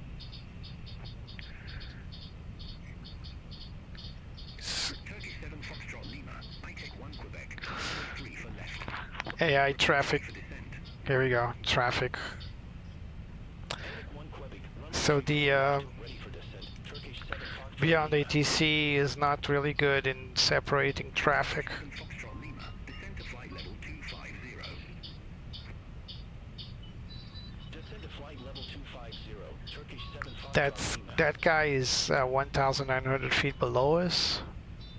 Soviet control. Turkish 4 November Echo. Flight level But there's another one in front, up ahead, that is in the same flight level as we are, but it's For November Echo. a bit far, so he's at 20 miles out, so we might get clearance before that. Let's monitor this guy. Turkish 2 Romeo Quebec. Flight level 330. He's going ever so slightly to the right. Turkish 2 Romeo Quebec. Sophia Control identified. I think he's following a similar flight plan too.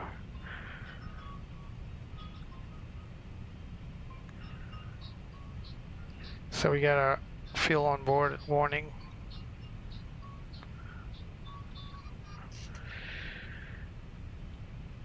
So what do we got? So we're gonna land with just 1.4 fuel on board at Istanbul.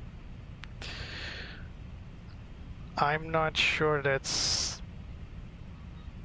I'm gonna have to ask in the forums if it's acceptable, because I'm not used to landing with such low fuel quantities, 900. to be honest.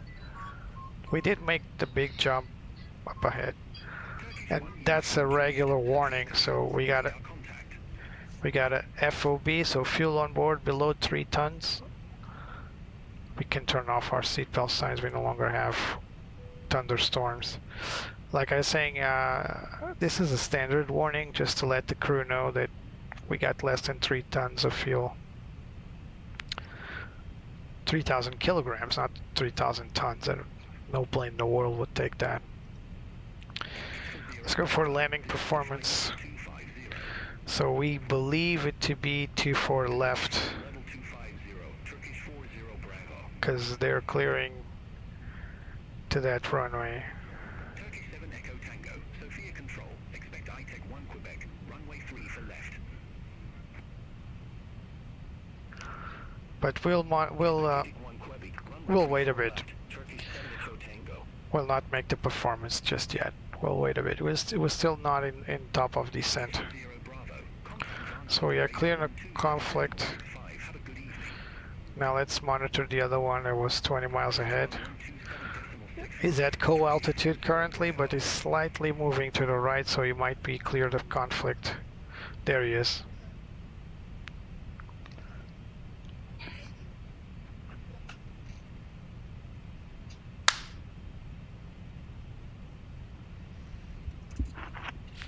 control. Turkish 5 Mike Quebec Heavy. Flight level 390.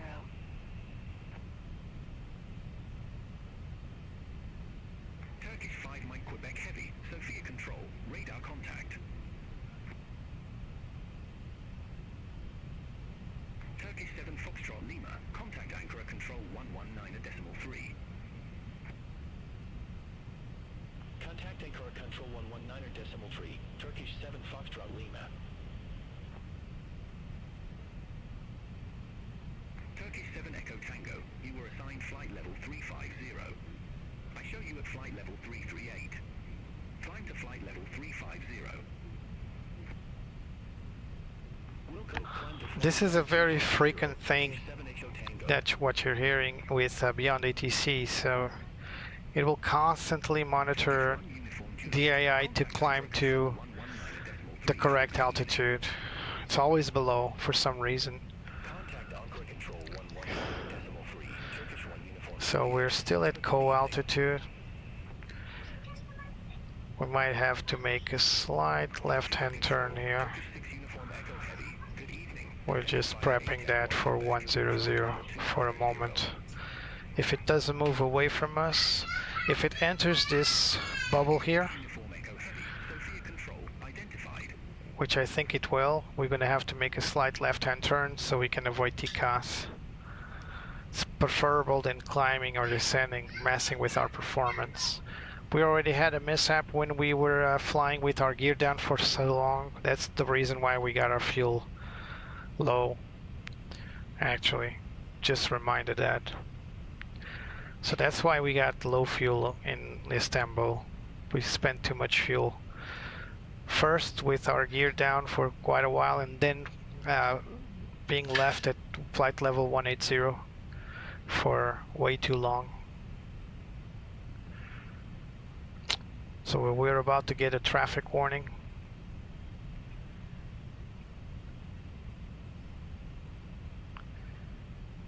Because that plane's gonna get very close to us. It's at co-altitude, so it's the same altitude as we are. So let's make our turn now. Turkish 5 Bravo Foxtrot. Sophia Control. Expect ITEC 1 Quebec. Runway 3 for left. Expect ATEC 1 Quebec. Runway 34. Is already highlighted in white. Foxtrot. The next step would be to be highlighted in yellow, and we would get an instruction if it turned to red. Contact Anchor Control 119.3. But we're avoiding that for now. We're just allowing it to go past us. 19.3. Turkish 6 uniform Echo Heavy. Another thing I've noticed that AI traffic's always slower than we are for some reason. Sophia Control. Expect ITEC 1 Quebec. Runway 3 for left. Well, let's go back in. Expect 81 Quebec, runway 3 for left, Turkish 6 Lima Hotel. And I think we can resume. Turkish 9 Charlie Alpha. ITEC 1 Yeah, Quebec. let's resume flight. Report ready for descent. Let it take. ITEC 1 Quebec. Runway 3 for left. Ready for descent. Turkish 9 And Charlie that, my Alpha. friends, is how you avoid TCAS instructions. Flight level 250. Don't say you don't learn anything from me. Flight level 250. Turkish 9 Charlie Alpha.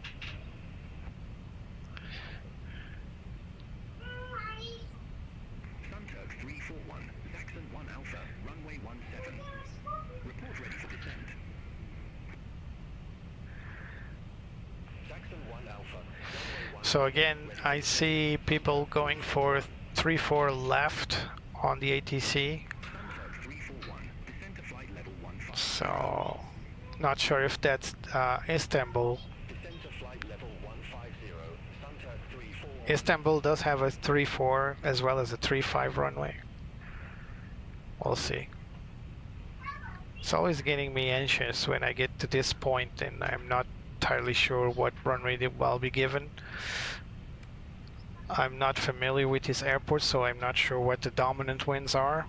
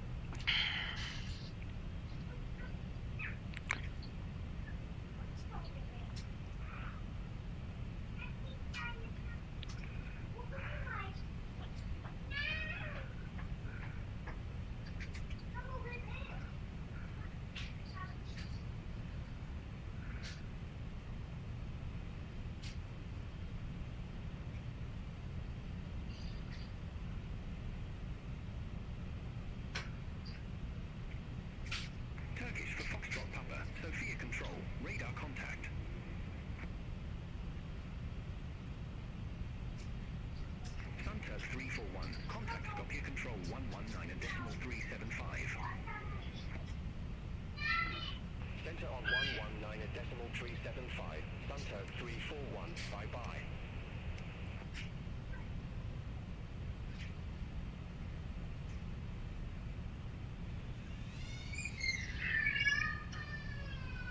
Whoa, Turkish 5 Bravo Foxtrot, you were assigned flight level 330. that was funky. Flight level 319. For a moment there, it was all messed up, the route.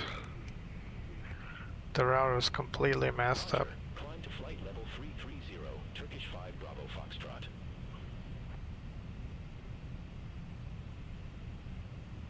Israel 722, contact Athens Control 135.875. Have a good evening. Couple more planes up ahead. Decimal 875 Israel 722. Let's hope they are not in the same flight level. Turkish 9 This one's below us. Control, expect ITEC 1 Quebec, runway 3 for left. Yeah, there's another one in co-altitude. There's one 20 miles above us and one 20 miles below us. Not 20 miles, 2,000 feet, sorry. 2,000 feet above, 2,000 feet below. But there's one right in our path. Runway 3 for left. Same as the one we just overtaken. We got also now got some nice tailwind, by the way. So we're getting good time now.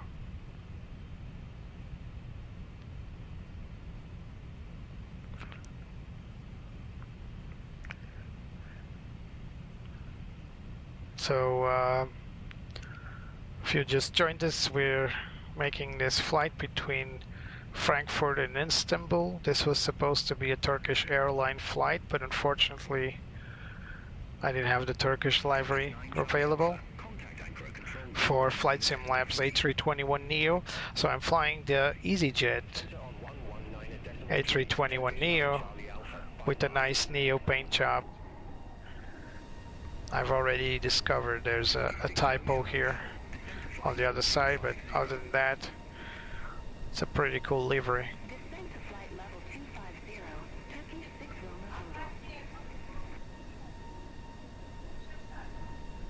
Turkish 8 Golf Tango, Sophia Control, expect ITEC 1 Quebec, runway 3 for left. Expect ITEC 1 Quebec, runway 34 left, Turkish 8 Golf Tango.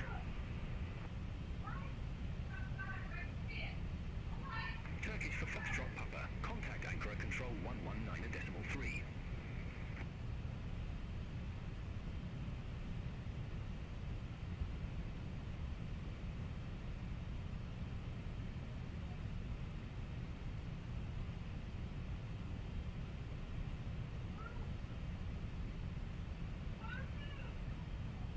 Alright, finally got it turned off. No need to have the two EFBs if I don't have a co-pilot.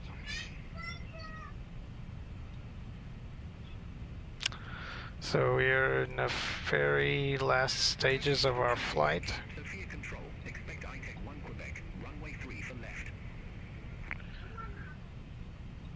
Expect ITEC 1 Quebec, runway 3 for left, Turkish 7 Juliet Yankee. Turkish 7 Echo Tango, descend to flight level 250. We'll be starting our descent in about 60 nautical miles, 60 nautical miles. So it's a bit too early to call the passengers back to their seats. Bravo Foxtrot, contact Varna upper radar 127.65, bye-bye. Let's get some ambient light here. Center on 127.65, Turkish 5 Bravo Foxtrot.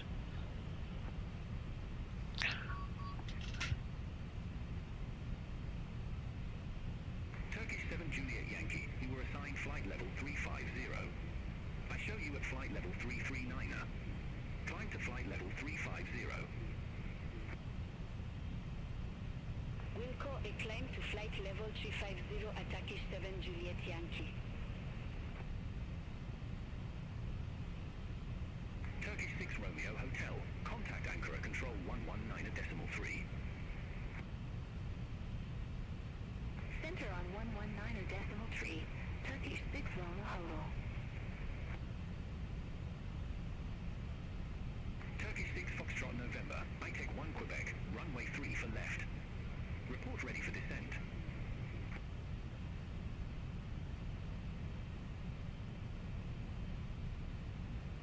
And welcome back, Mirsha.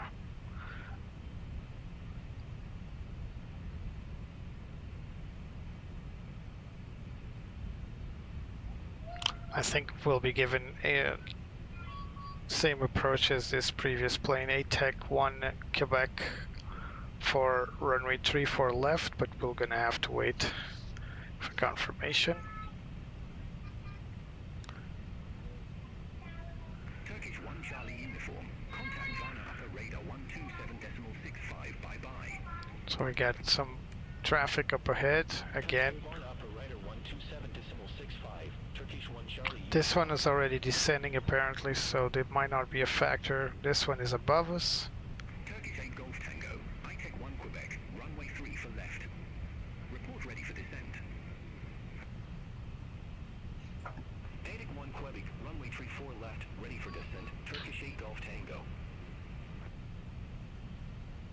Turkish 8 Golf Tango. Descent to flight level 290. Descend to flight level 290.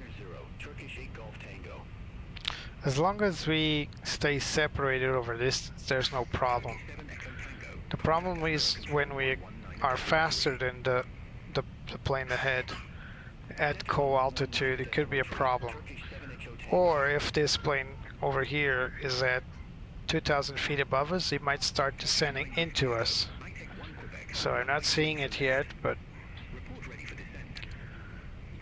here's hoping ATC is manages to separate us. Ready for descent at Turkish 9 Whiskey Echo. Remember, we did a huge jump. Whiskey Echo. Descend to flight level 290. Descend to flight level 290 at Turkish 9 Whiskey Echo. Sophia Control. Turkish 60 Golf Heavy. Flight level 389er. Turkish 60 Golf Heavy. Sophia Control. Radar contact. Turkish 60 Golf Heavy. Sophia Control. Expect ITEC 1 Quebec. Runway 3 for left. Expect ATEC 1 Quebec. Runway 34 left. Turkish Beautiful. 60 Golf Heavy. It's one of those almost perfect nights to fly. Egypt 1504. We even got a small tailwind. It's helping us get to Turkey. Center on 119.3. Sky Egypt 1504. Have a good evening. Alright, 30 miles from our top of descent. Let's call the passengers back to their seats. Sophia Control. Expect Riley 1 Alpha. Runway 35 right. Riley 1 Alpha, 35 right. Expect runway 35 right via Riley 1 Alpha, Easyjet 221. So let's go for 35 right. So ILS Echo. Descend to flight level 250. 35 right via Descend to flight level 250 at Turkish 9 Riley 1 Alpha. So different approach to what we were expecting. Turkish 9 Whiskey Echo. Contact Varna upper radar. Actually, no, 65. it's the same one, so nothing changes. So let's bring up Riley 1 Alpha before we call ready for descent, because then things will start working pretty fast. Turkish 6 Foxtrot November. Descend to flight level 290. So standard arrival, let's search for Riley. There it is. So, ooh. There we go. So Rilex says 1 Alpha. Yeah, 1 Alpha. So we're gonna go down here, then turn left, go to what appears to be a very long holding point, and then we get clearance to the FM 836. Sorry, for Imran, and then from Imran in, we got clearance for the approach to runway 35 right, which will be this approach here. So we're coming back here and going in, and then ILS 35 right here. So this is the approach. All right. So let's go for the previous one. We will not have visual confirmation of current position, but we can extrapolate. Turkish 60 Golf Heavy. Descent to flight level. Let's call in ready for descent. Descent to flight level 290. Turkish 60 Golf Heavy. Oh, Turkish 6 Foxtrot November. Contact Varna upper radar 127.65. Bye-bye.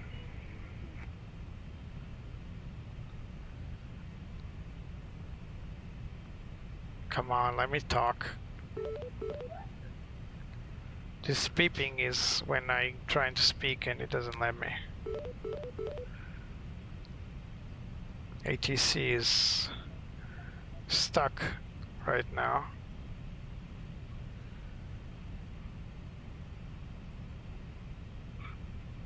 Come on. I'm approaching my top of descent. Sophia control, Easy221, ready for descent. Alright, give me a lower altitude. Control with Malta 3 Bravo Juliet. Flight level 360.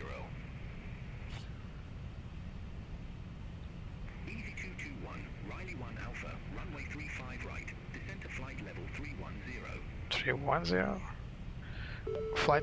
Riley 1 Alpha, runway 35 right. Oh, this is my Descent to co-pilot. flight level 310. Co- Easy221. My co-pilot is the man.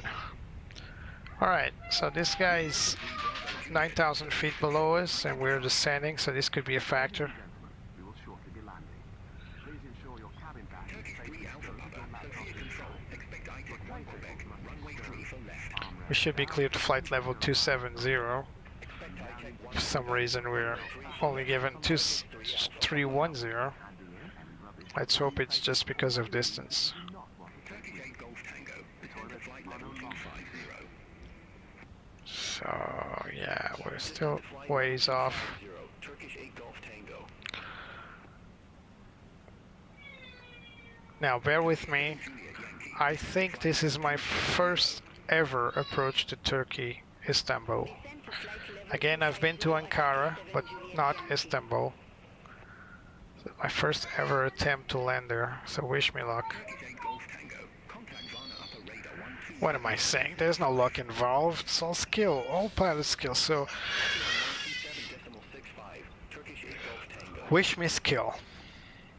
There's a plane right there. It's not appearing on TCAS. Soviet Control. Turkish 3 Yankee Echo. Good evening. Descending via 81 Quebec. Flight level 253.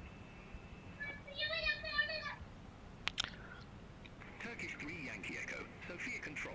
Radar contact. You think so, Mirsha? I'll try. Easy221. Contact Varna upper radar 127. It's going up to Varna upper radar. Contact Varna upper radar 127.65. Easy221. 127.65. Done. Varna upper radar. Easy221. Good evening. Descending via Riley 1 Alpha. Flight level 332.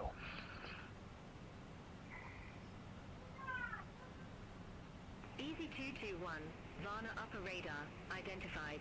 Give me a lower altitude. Come on. With Malta 982, contact Bucharest, center 118.175. Have a good evening. Center on 118.175 was Malta 982. You trust me? Huh. Last time you trusted, I landed with a 41 knot tailwind. I did land the plane though. It's a good set of skills right there, even though it's virtual. 50. Turkish 1 Charlie uniform.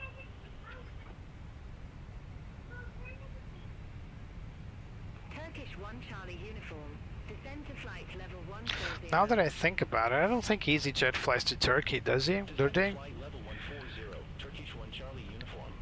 I don't think they fly to Turkey.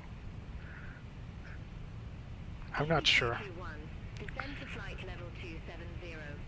270. Descend to flight level 270. Easy221. Israel 712, contact anchor control 119.3. PFD is too bright. Contact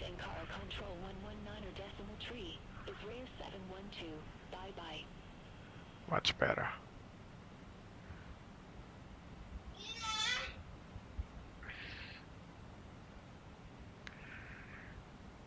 So we're gonna make this weird S turn. So like this, because we need to enter this holding pattern here. It's not a holding pattern, it's a corridor, holding corridor if you want. It's not, I'm not sure what they call this.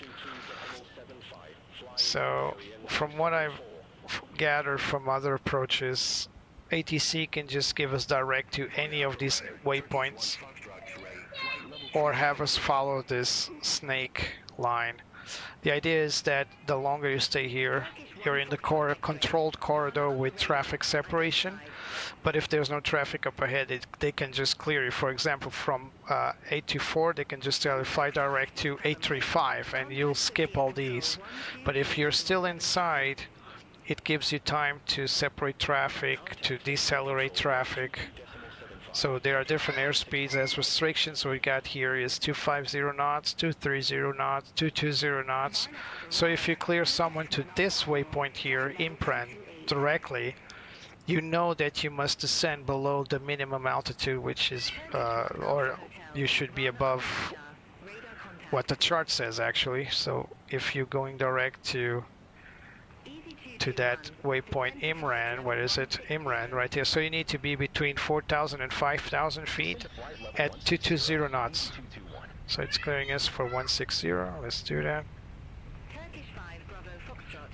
Contact Ankara Control 119.3. So we're descending 160, so it's probably, yeah, right there. So this is the first restriction here before we make our left-hand turn up ahead, which is right here at FM 823.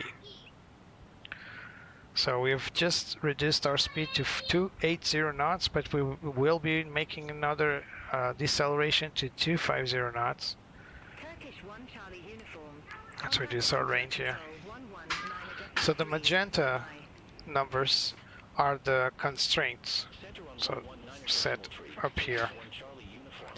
The constraints are what these charts tell you are the limitations. So for example, this is a constraint that you should be, before you reach FM 823, you should be at 250 knots or below.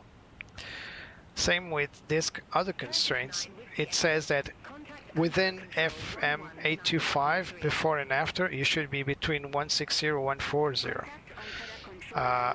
The difference being the preference of the ATC for traffic separation. So I could be at 160 or 140, basically allowing planes to be in the vicinity with this 1,000, 2,000 feet separation actually.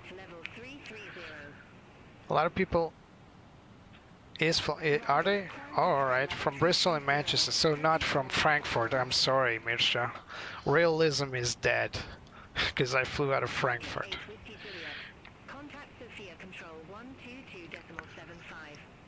So the ATC is saying Sofia, but it's not Sofia, it's Sofia. Sofia is the girl's name, but the ATC name is Sofia. So emphasis on the O and not the I, like in a lady name.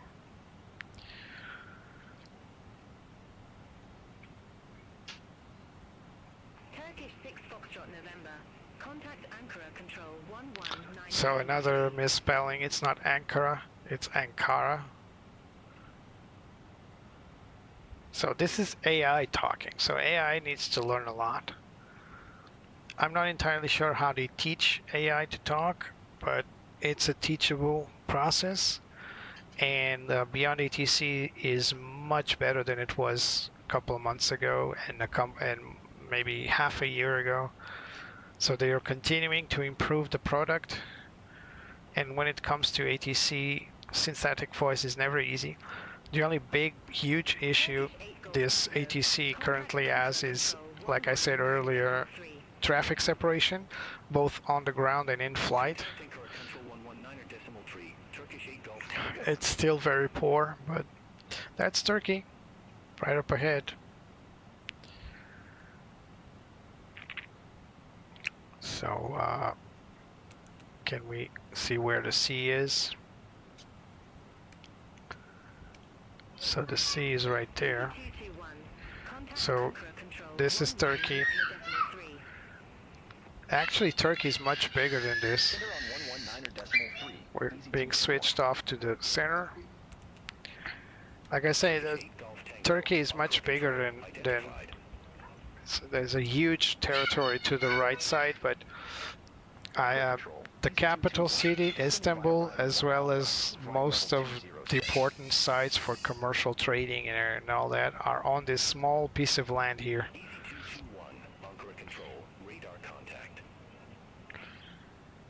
I'll tell you what I mean. So, Turkey is pretty much something like this, so it's huge. So yeah, something like this. It goes all the way down here to,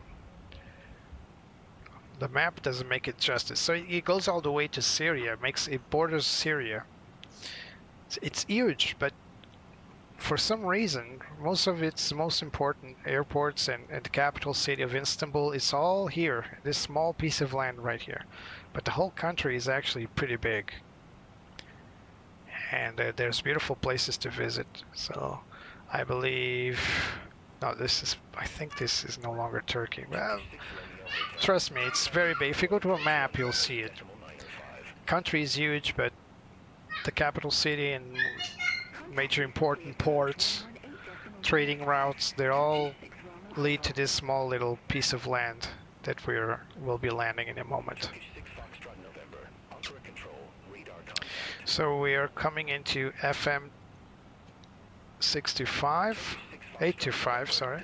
So we're somewhere over here. We're actually about to cross FM 824, then FM 85, then a slight right-hand turn to FM 826, then 827, 830, then make this half moon. We might just ask for a direct approach to Imran. We'll see if we are allowed to. Out of FM 830, we'll make a direct to fix to Imran. Or maybe we can do it right now. I mean, where are we? Yeah, we can perfectly make this direct to Imran. Let's see if it allows it to do that. After we pass FM 825, I'll ask for a direct to approach to Imran.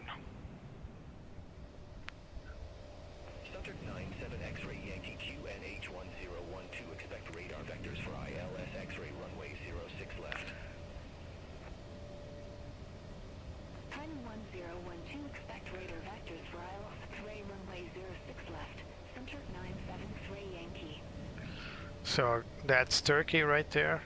All that big bustling Istanbul city.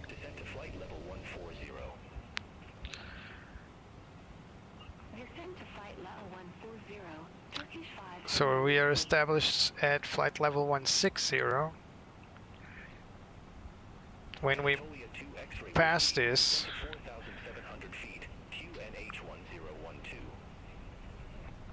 we're going to actually ask them. We need to take advantage. Oh, really? Turkish 5 Bravo Foxtrot, descend to 9,000 feet, QNH1013. Is it not Istanbul? I thought Istanbul was the capital of Turkey. I've been to Ankara airport, but not Istanbul. Turkish 8 Golf Tango, descend to flight level 140. Descend to flight level 140, Turkish 8 Golf Tango. Alright, let's try our luck here. Easy 221, descend to 10,000 feet, QNH1013. Descend to 10,000 feet, QNH1013, Easy 221. Subject 97 X-ray Yankee, 21 miles from the north. So we're descending. Maintain 3,000 feet until established. Cleared ILS X-ray runway 06 left. Flight heading 3,000 feet until established. Clear aisle 6-way runway 06 left. Center 973 Yankee. Alright, give me direct to inlet. Ah, Good evening, Ankara Control, Turkish 3 Alpha Papa, descending via ITEC 1 Quebec, flight level 290.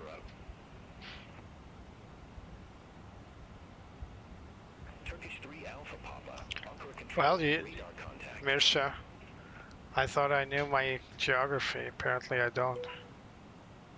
Easy 221. Request directive fix. Alright, let's try. Easy 221, roger, say fix name. So it's gonna be Imran. Where is it?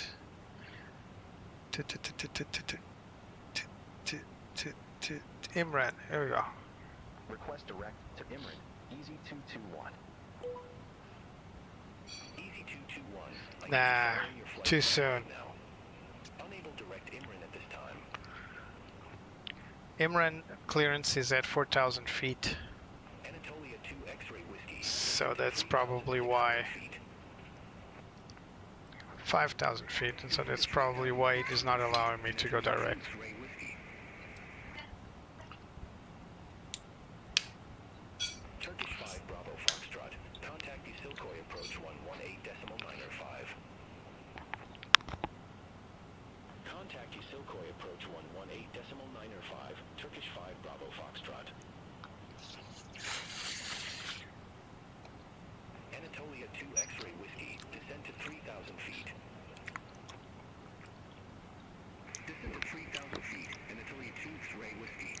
So we'll try to ask again after FM 830. Anatolia 2 X-ray whiskey. 4 miles from So Small. 1013. Heading 030. Maintain 3,000 feet until established. Cleared ILS X-ray runway 06 left. Turn right. Heading 030. 3,000 feet until established. Cleared ILS Come on. 06 left. Anatolia 2 X-ray whiskey. Come on. I can't hit that button. Turkish 3 Yankee Echo. Contact Isilkoy approach 118.905. So 1013. Approach 118.905. Turkish 3 Yankee Echo.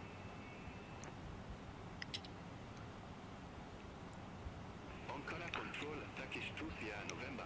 Good evening. Descending via ATEC 1 Quebec. Flight level 290.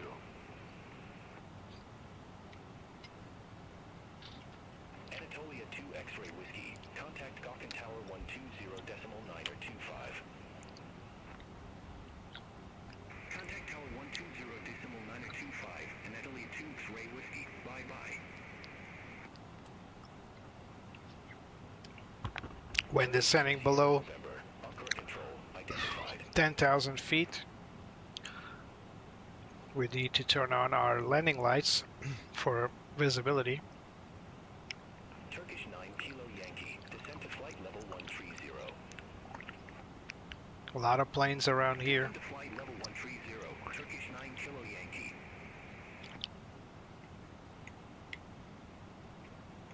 Easy 221. Contact Isilkoy approach 119. Going to Yesukoi.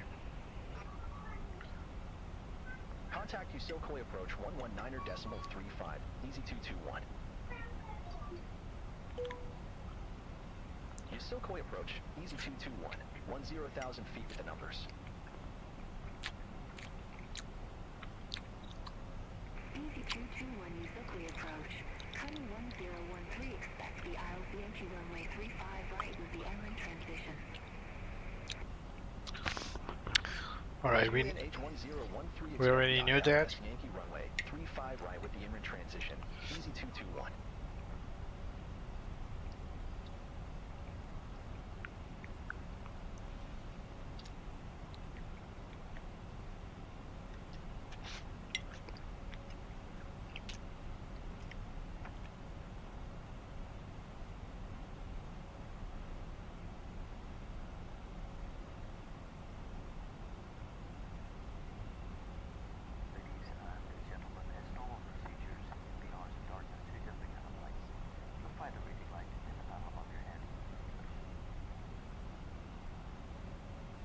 So in the background you can hear my purser talking to the passengers.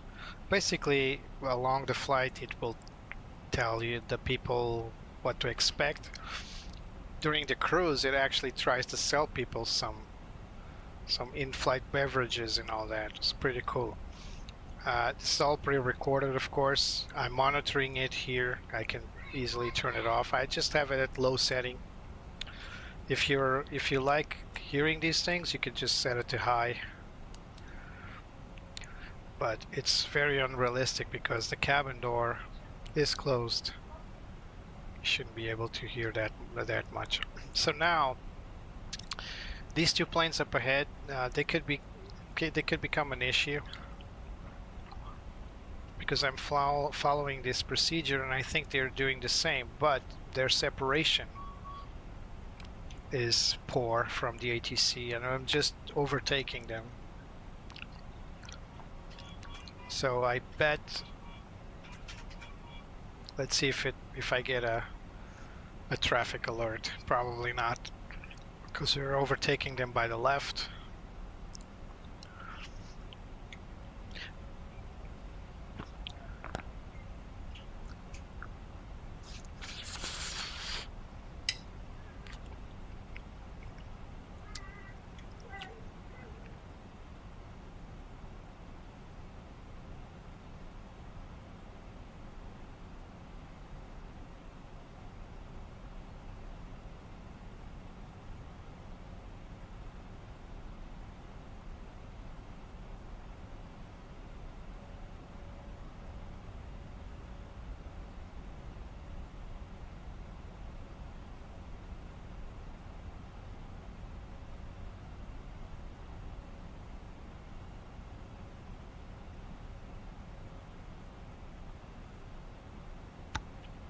So apologies to all my possible Turkish visitors for not knowing that Ankara is the capital of Turkey.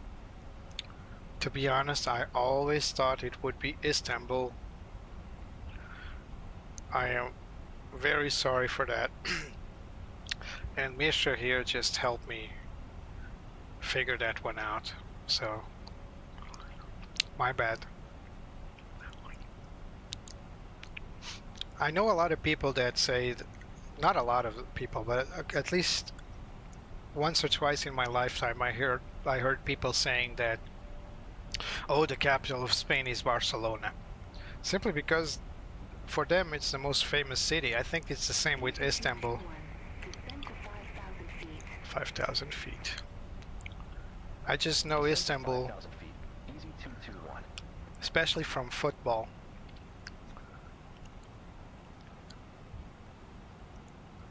Whenever I hear teams going to play in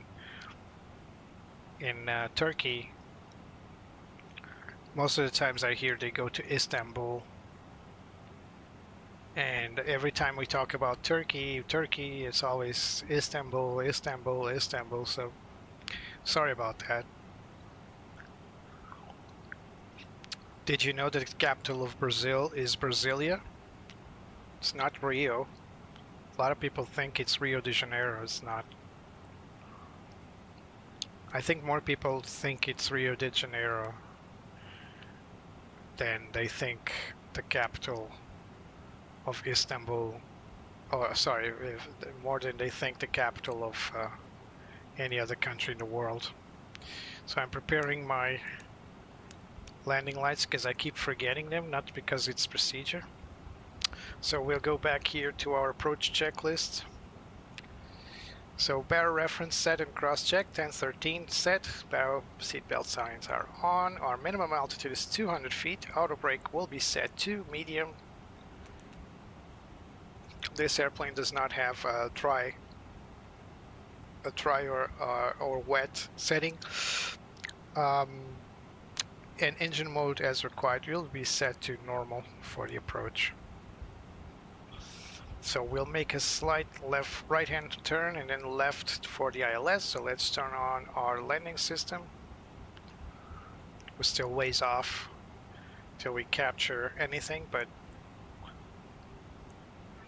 There's an airplane overtaking us by the left side, as you can see.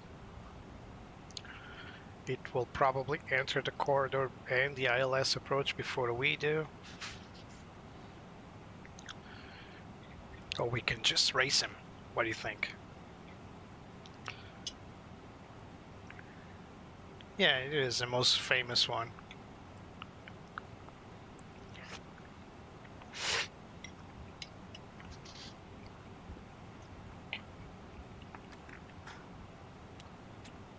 Actually, there are two planes overtaking us.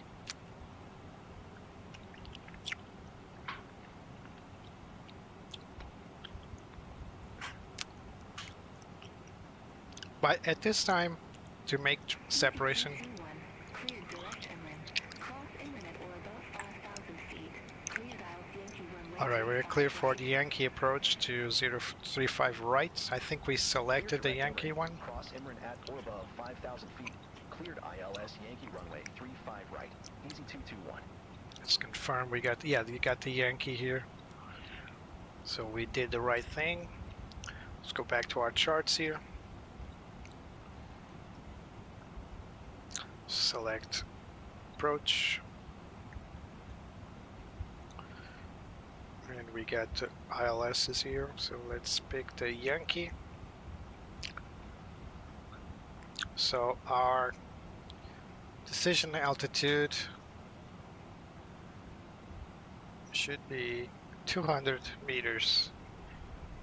Sorry. That's Cat 3 for the Cat 2, Cat 1. Where's the DA for the final approach course?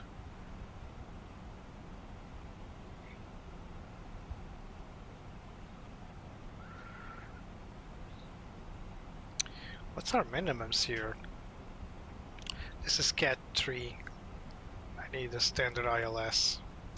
My bad. So decision height 200 feet, we got it right, or 510 at MSL, so 200 feet decision altitude. And our final approach course will be 353, sorry.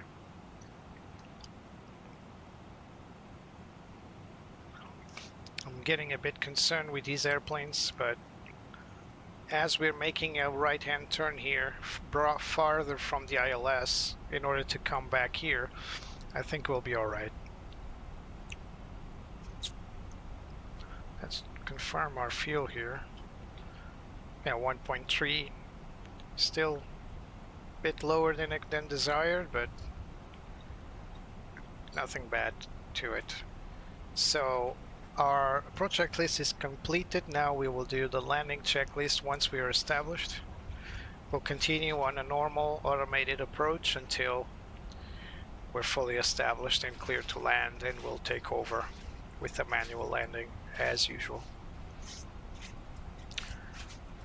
For a long time, apparently the wind is correct now, but we never know. With this ATC it's not to be trusted, to be honest. We're still going to get some slight crosswind, 8 knots from the right. Nothing too bad.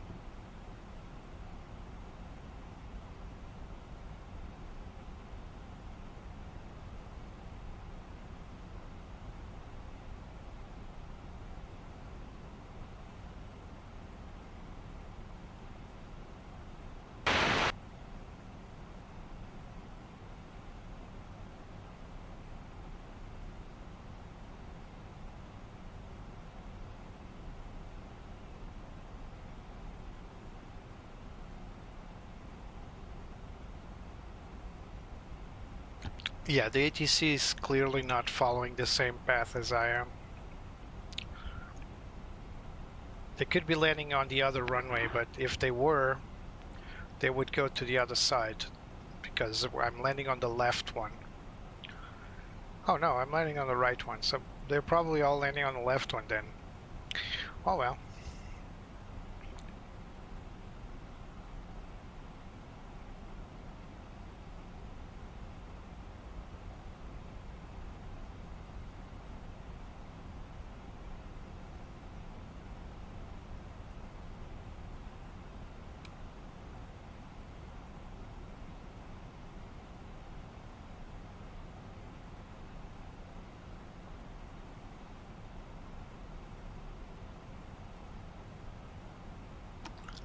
So you might be thinking, well, you're at 5,000 feet, that's too high. Well, it's part of the constraint here.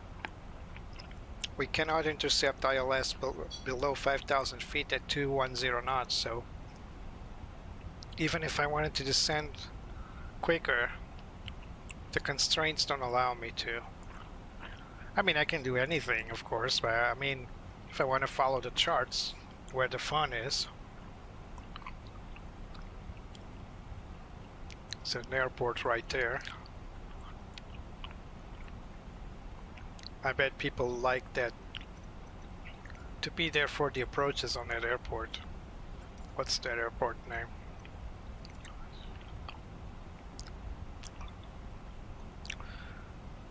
It's LTBA Ataturk. Oh, I've heard about this. I think this is an airbase, not an airfield. No, it's an airport. It's definitely an airport, Ataturk. I know this because I've seen it before. So I'm going directly to Istanbul airport. This is Ataturk Istanbul, so it serves the same city, but it's a different airport. I might go there once because the approach looks really cool. Okay, so we're turning in. Let's turn our approach mode. We got a Cat 3 single. Cat 3 is the capability of this ILS, so it's capable of landing me almost blind with auto land capabilities on this runway 34 right. 35 right. Yeah, 35 right. Alright, let's go to our performance page. All aircraft, the advised information Victor now current. QNH 1013. QNH 1013. Current ATIS is Victor.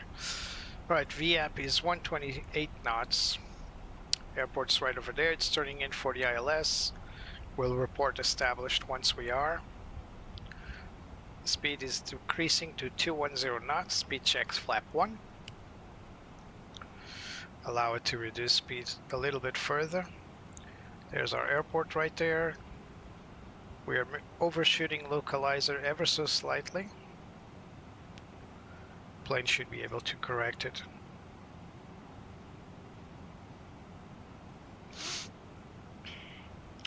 So like I predicted, those planes are all landing on that left runway. Actually, there are 1, 2, 3, 5 runways. Apparently these two smaller ones are still also available, which is nice. They're probably the 3-4s, yeah. These are the 3-5s, the lighter ones, and the darker ones are the 3-4s. I need to check. This is the first time I'm seeing this approach. So, excuse me for not being that familiar. Alright, turning on track IR. Let me level it off. There we go. So we can have proper landing. So, let's check out the lights. Everything seems okay. Let's go for our... I'm going to wait a little longer to start our our landing checklist. So for now, let's report established. What station are we? Yeltsikoi. Yeltsikoi. Easy 221 established ILS runway 35 right.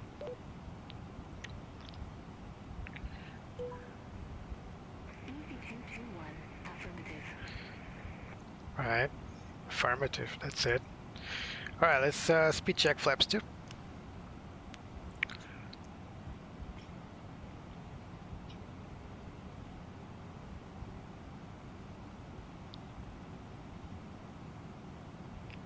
Got a little nose down.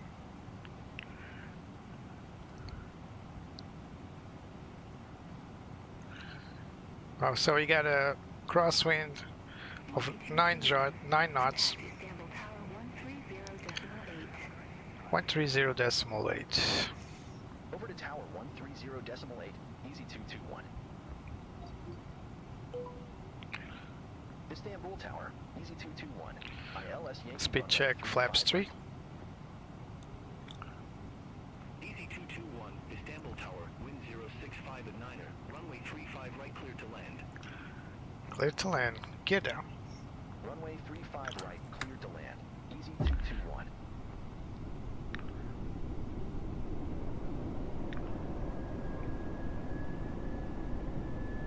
Let's warn our cabin here. 2,500. 2,500 check.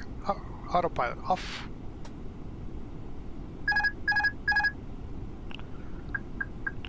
I have control.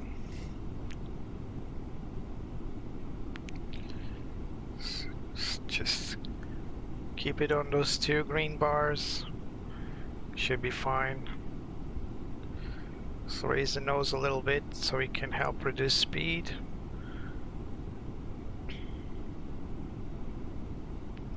Speed check, flaps full.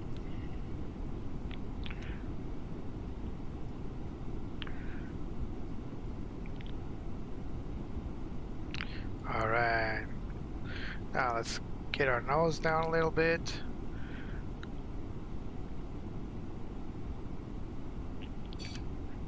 Some crosswind from the right. Nothing too serious. Let's bring that nose up a little bit.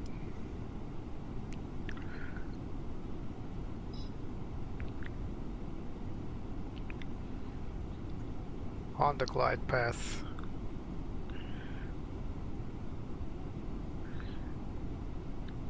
Secret here is not to overcompensate, and always trust the flight director. Even though it looks like it's bringing us somewhere we don't want to be, flight director is your best friend.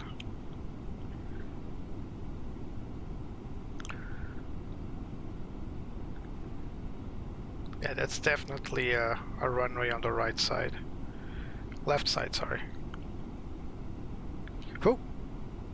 1,000. Don't do that to me. It's a big bump.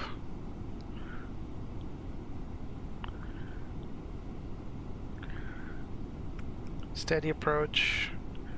Still being slightly hammered from the right. Just compensating it slightly with some rudder. Following and trusting the flight director. Don't overcompensate, let the plane do its thing. If there's a bump like the one we encountered, don't panic, don't try to overcompensate. See, the flight director is now telling me to go slightly up. I'm going down a little bit. That's only to recover the glide path, and then I'll go back to the green line right there. I don't want to be too high or too low.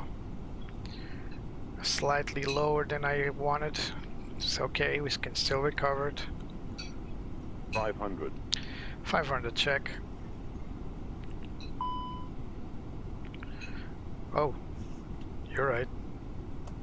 Now it is. Thank you. Alright, landing checklist. ECAM, no blue, set. 100 above. Landing checklist complete.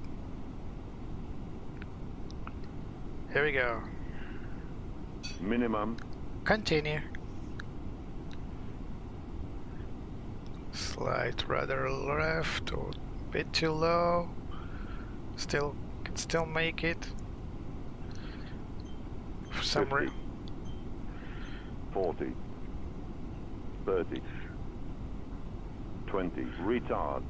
Retard. 10. Floater. 5. Touchdown. Not center line. Floater. Reverse.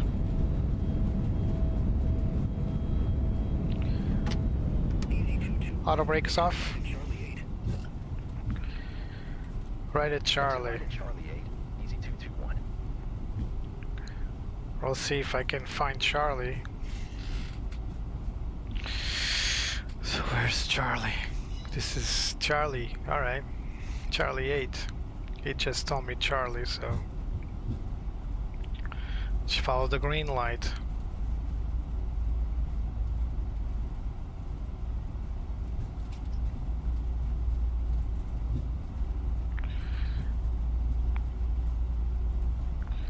Alright, runway exit procedures.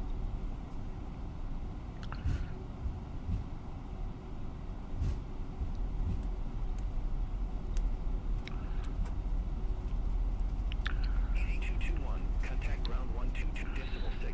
Have a good evening. Ground 122.6, Easy 221.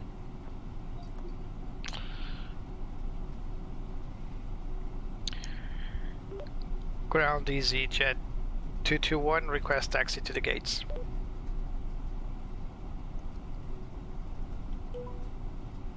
Easy 221, welcome to Istambul Airport. Stay parking or advise if need assignment. So we got parking Easy 221 gate Bravo 12 Yankee India. I think it's an L or an I, not sure. Easy 221, gate 12 Bravo unknown Yankee doesn't exist at Istambul. Please select another. Would like gate Bravo 12 India. Is that an L or an I? Not sure. I think it's an L. Easy 221, gate 12 Bravo unknown India doesn't exist at Istambul Airport. Please select another. Alright, let's go to Bravo 12 Lima. Would like Bravo 12 left. Left? L? I'm just gonna get my co-pilot to say it. Easy 221, say again gate number. Yeah, I'm gonna tell my co-pilot to say because we'll be here for an eternity. So it's the Bravo 12 Lima, I think. Request gate Bravo 12 left. Easy 1-2 left. 1-2 left. That's all it is. 221, gate Bravo 12 left taxi via Charlie. Charlie 5 Bravo, Delta 12, Echo 10, Tango 2. Let's get GSX to prepare that gate for us. Left via Charlie. Charlie 5 Bravo, Delta 12, Echo 10, Tango 2, Easy 221. So it's Bravo 3 Lima. Alright. No, follow me. Whatever, Celebi, I don't know. Alright. So that gate is behind us. How am I going to do this? Can I enter the runway? Sure as hell I can't. But you know me.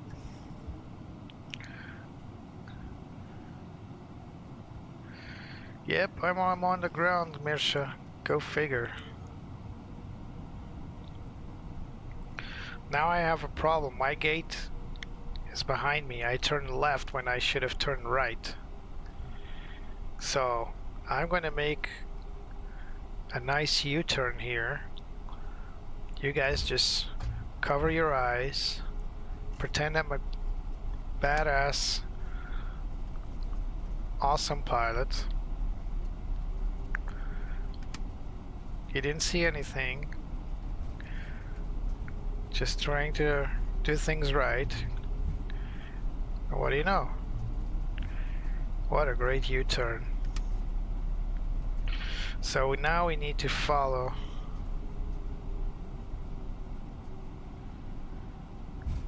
yeah, well, some airports have like a recovery turn, like an accessory taxiway to turn around, but this one does not because there are 4 runways. There's not much room to make such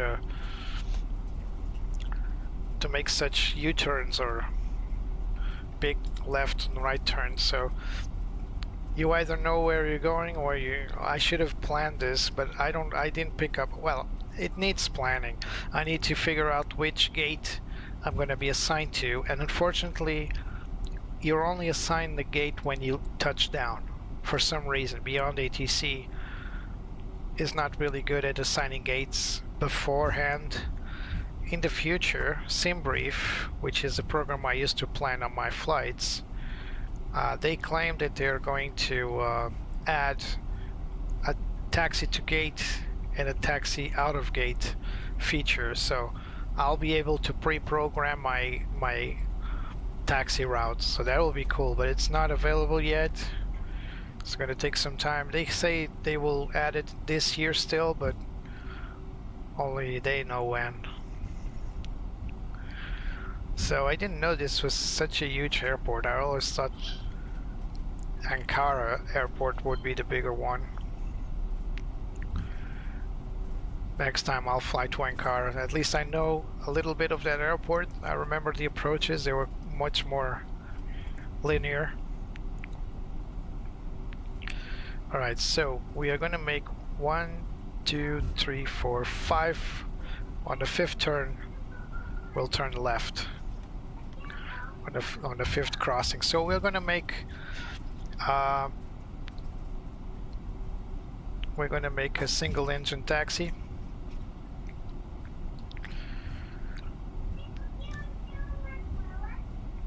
So our flight was 2 hours and 46. We're stopping that chronometer.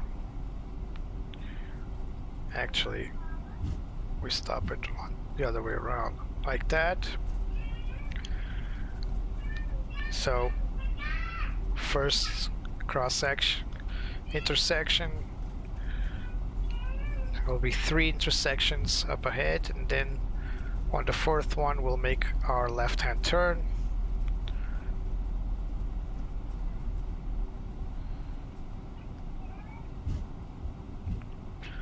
It's a huge airport.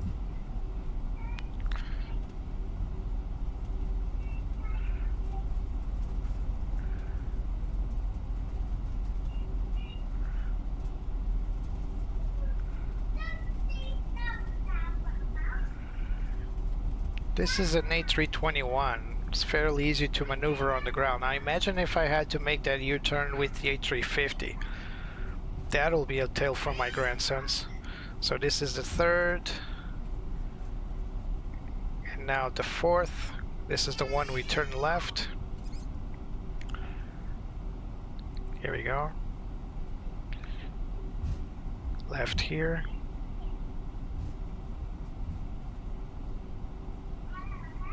So we need to get that line below the plane. Alright, get forward, and now 1, 2, 3 turns, and then we'll get to the gate, which should be left side of that Turkish plane over there, according to my chart here. I have an iPad or a tablet. It's not an iPad. I have a tablet here with the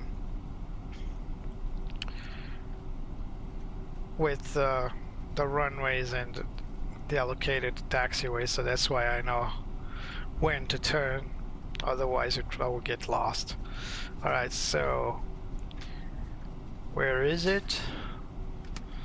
I need to look for the fine print on the ground. There it is. Bravo 12 left. So this is the one. So that plane is parked on Bravo 2 right, 12 right, I think. So we're gonna turn here. Is this the correct one? Yep, this is the right one. There's no one here to welcome us.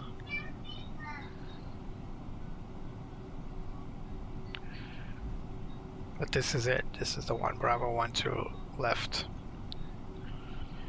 So waiting for the VDGS, if it comes back. Actually, that's a safe dock, I think.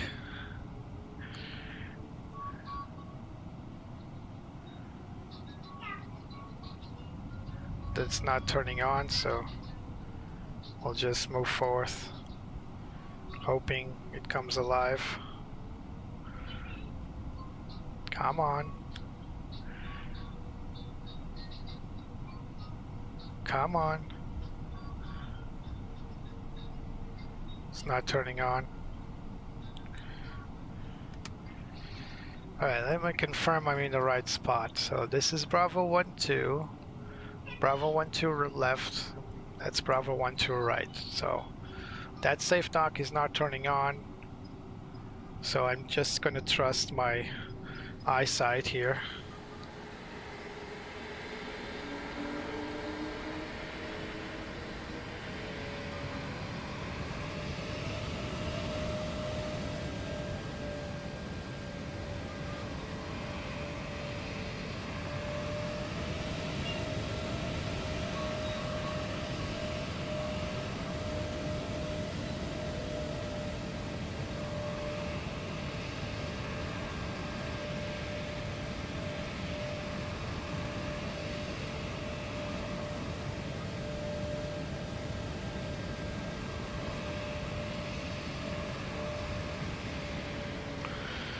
So I'm in the right spot, but I think I chose the wrong gate in GSX. Let me confirm You are that. currently parked at the wrong parking position. Yeah, just as I thought. It's my bad. You are currently parked at the wrong parking position. Yeah, but I wanna do things right. Oh well. It's gonna give me a headache about this, so I'm not gonna indulge in it. So welcome to Istanbul.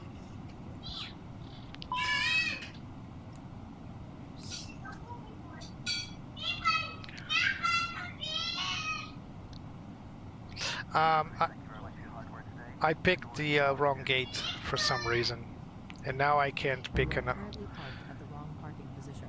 Yes, thank you. I know about that.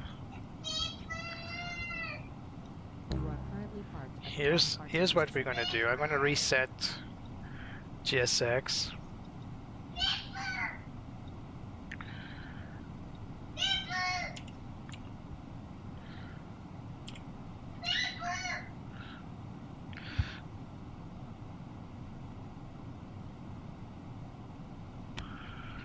So let's see. I think I messed up.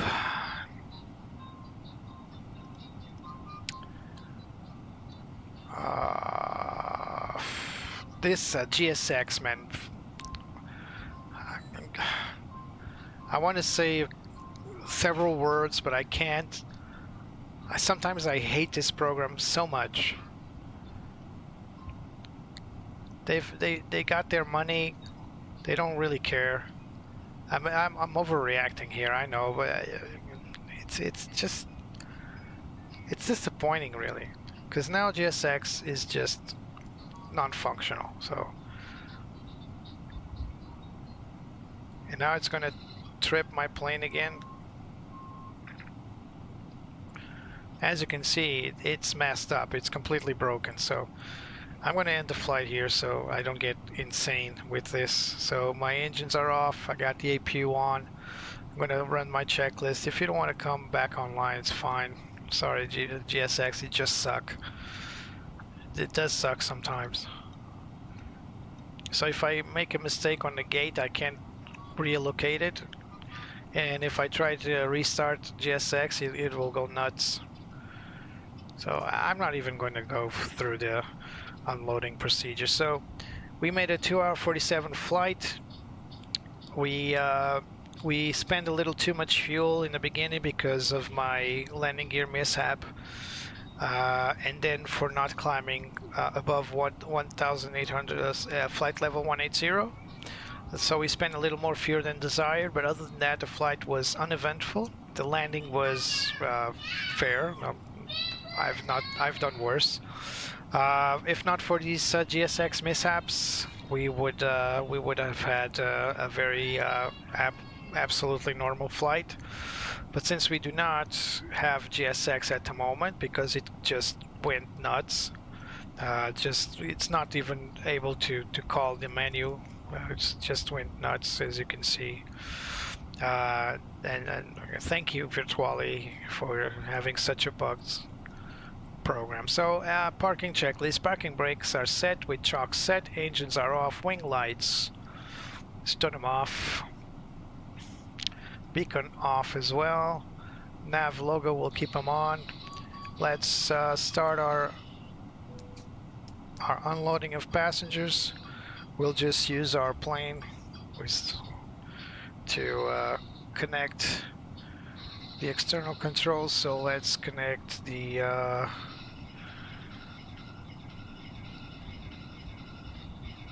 jetway. Hello.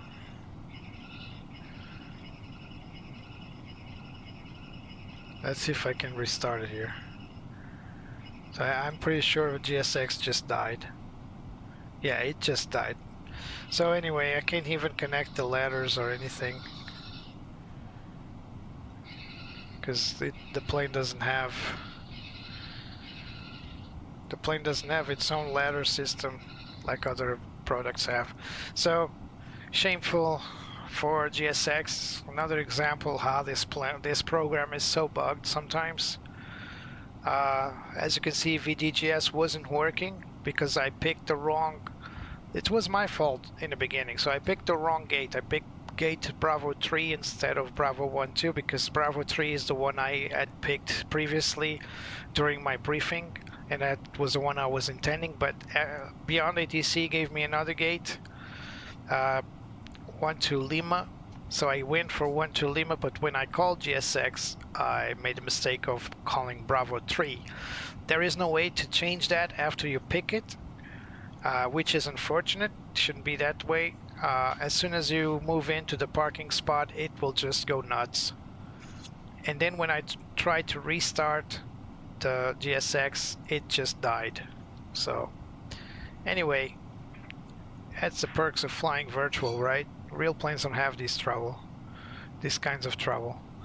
Yeah, so we have arrived in Istanbul. We can't perform the rest of the deboarding and all that, but you've seen how it goes, in previous streams. It's a fairly straightforward thing when GSX decides to work. When it doesn't, well, it just ruins immersion for us. Anyway, hope you learned something with this flight. That was Easyjet flight out of Frankfurt to... Oh, I'm very askew. I didn't have a VGGS to guide me anyway. Welcome to Istanbul from Easyjet coming out of Frankfurt. Yeah, thank you. There was a error message here on the top left screen from GSX. I figured that much. This is Flight Labs A321Neo. It's a plane I enjoy flying very much, very in-depth, very realistic. A lot of people ask me what's the best, the FSL or Phoenix. Well, Phoenix doesn't have an A321Neo yet, or any Neo yet. They have announced it, but we don't have it yet. So when it comes, I'm sure we'll be able to compare the two of them. But until then, this is the only Neo we got, and it's pretty cool. It's very offset, very askew. Look at that.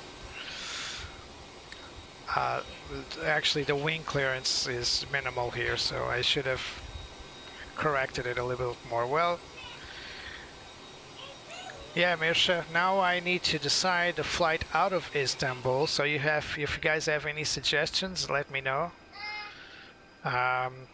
Remember, I can't do more than 2.5 hours, 3 hours max. Even that is a bit too much. So anything out of Istanbul to anywhere, like, I don't know, Barcelona, Italy. Now, Italy is a destination I've not gone in a long time. So if you guys want me to go to Italy, let me know. In the meantime, thank you for watching.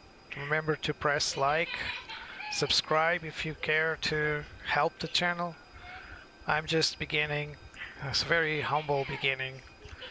I don't have any big plans, but I would like to do this more often, and your help really gets me there.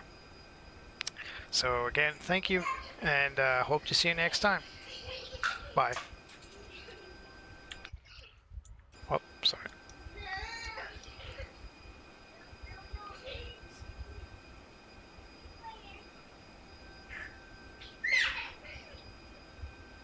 And goodbye, Mirsha. Nice to having you here.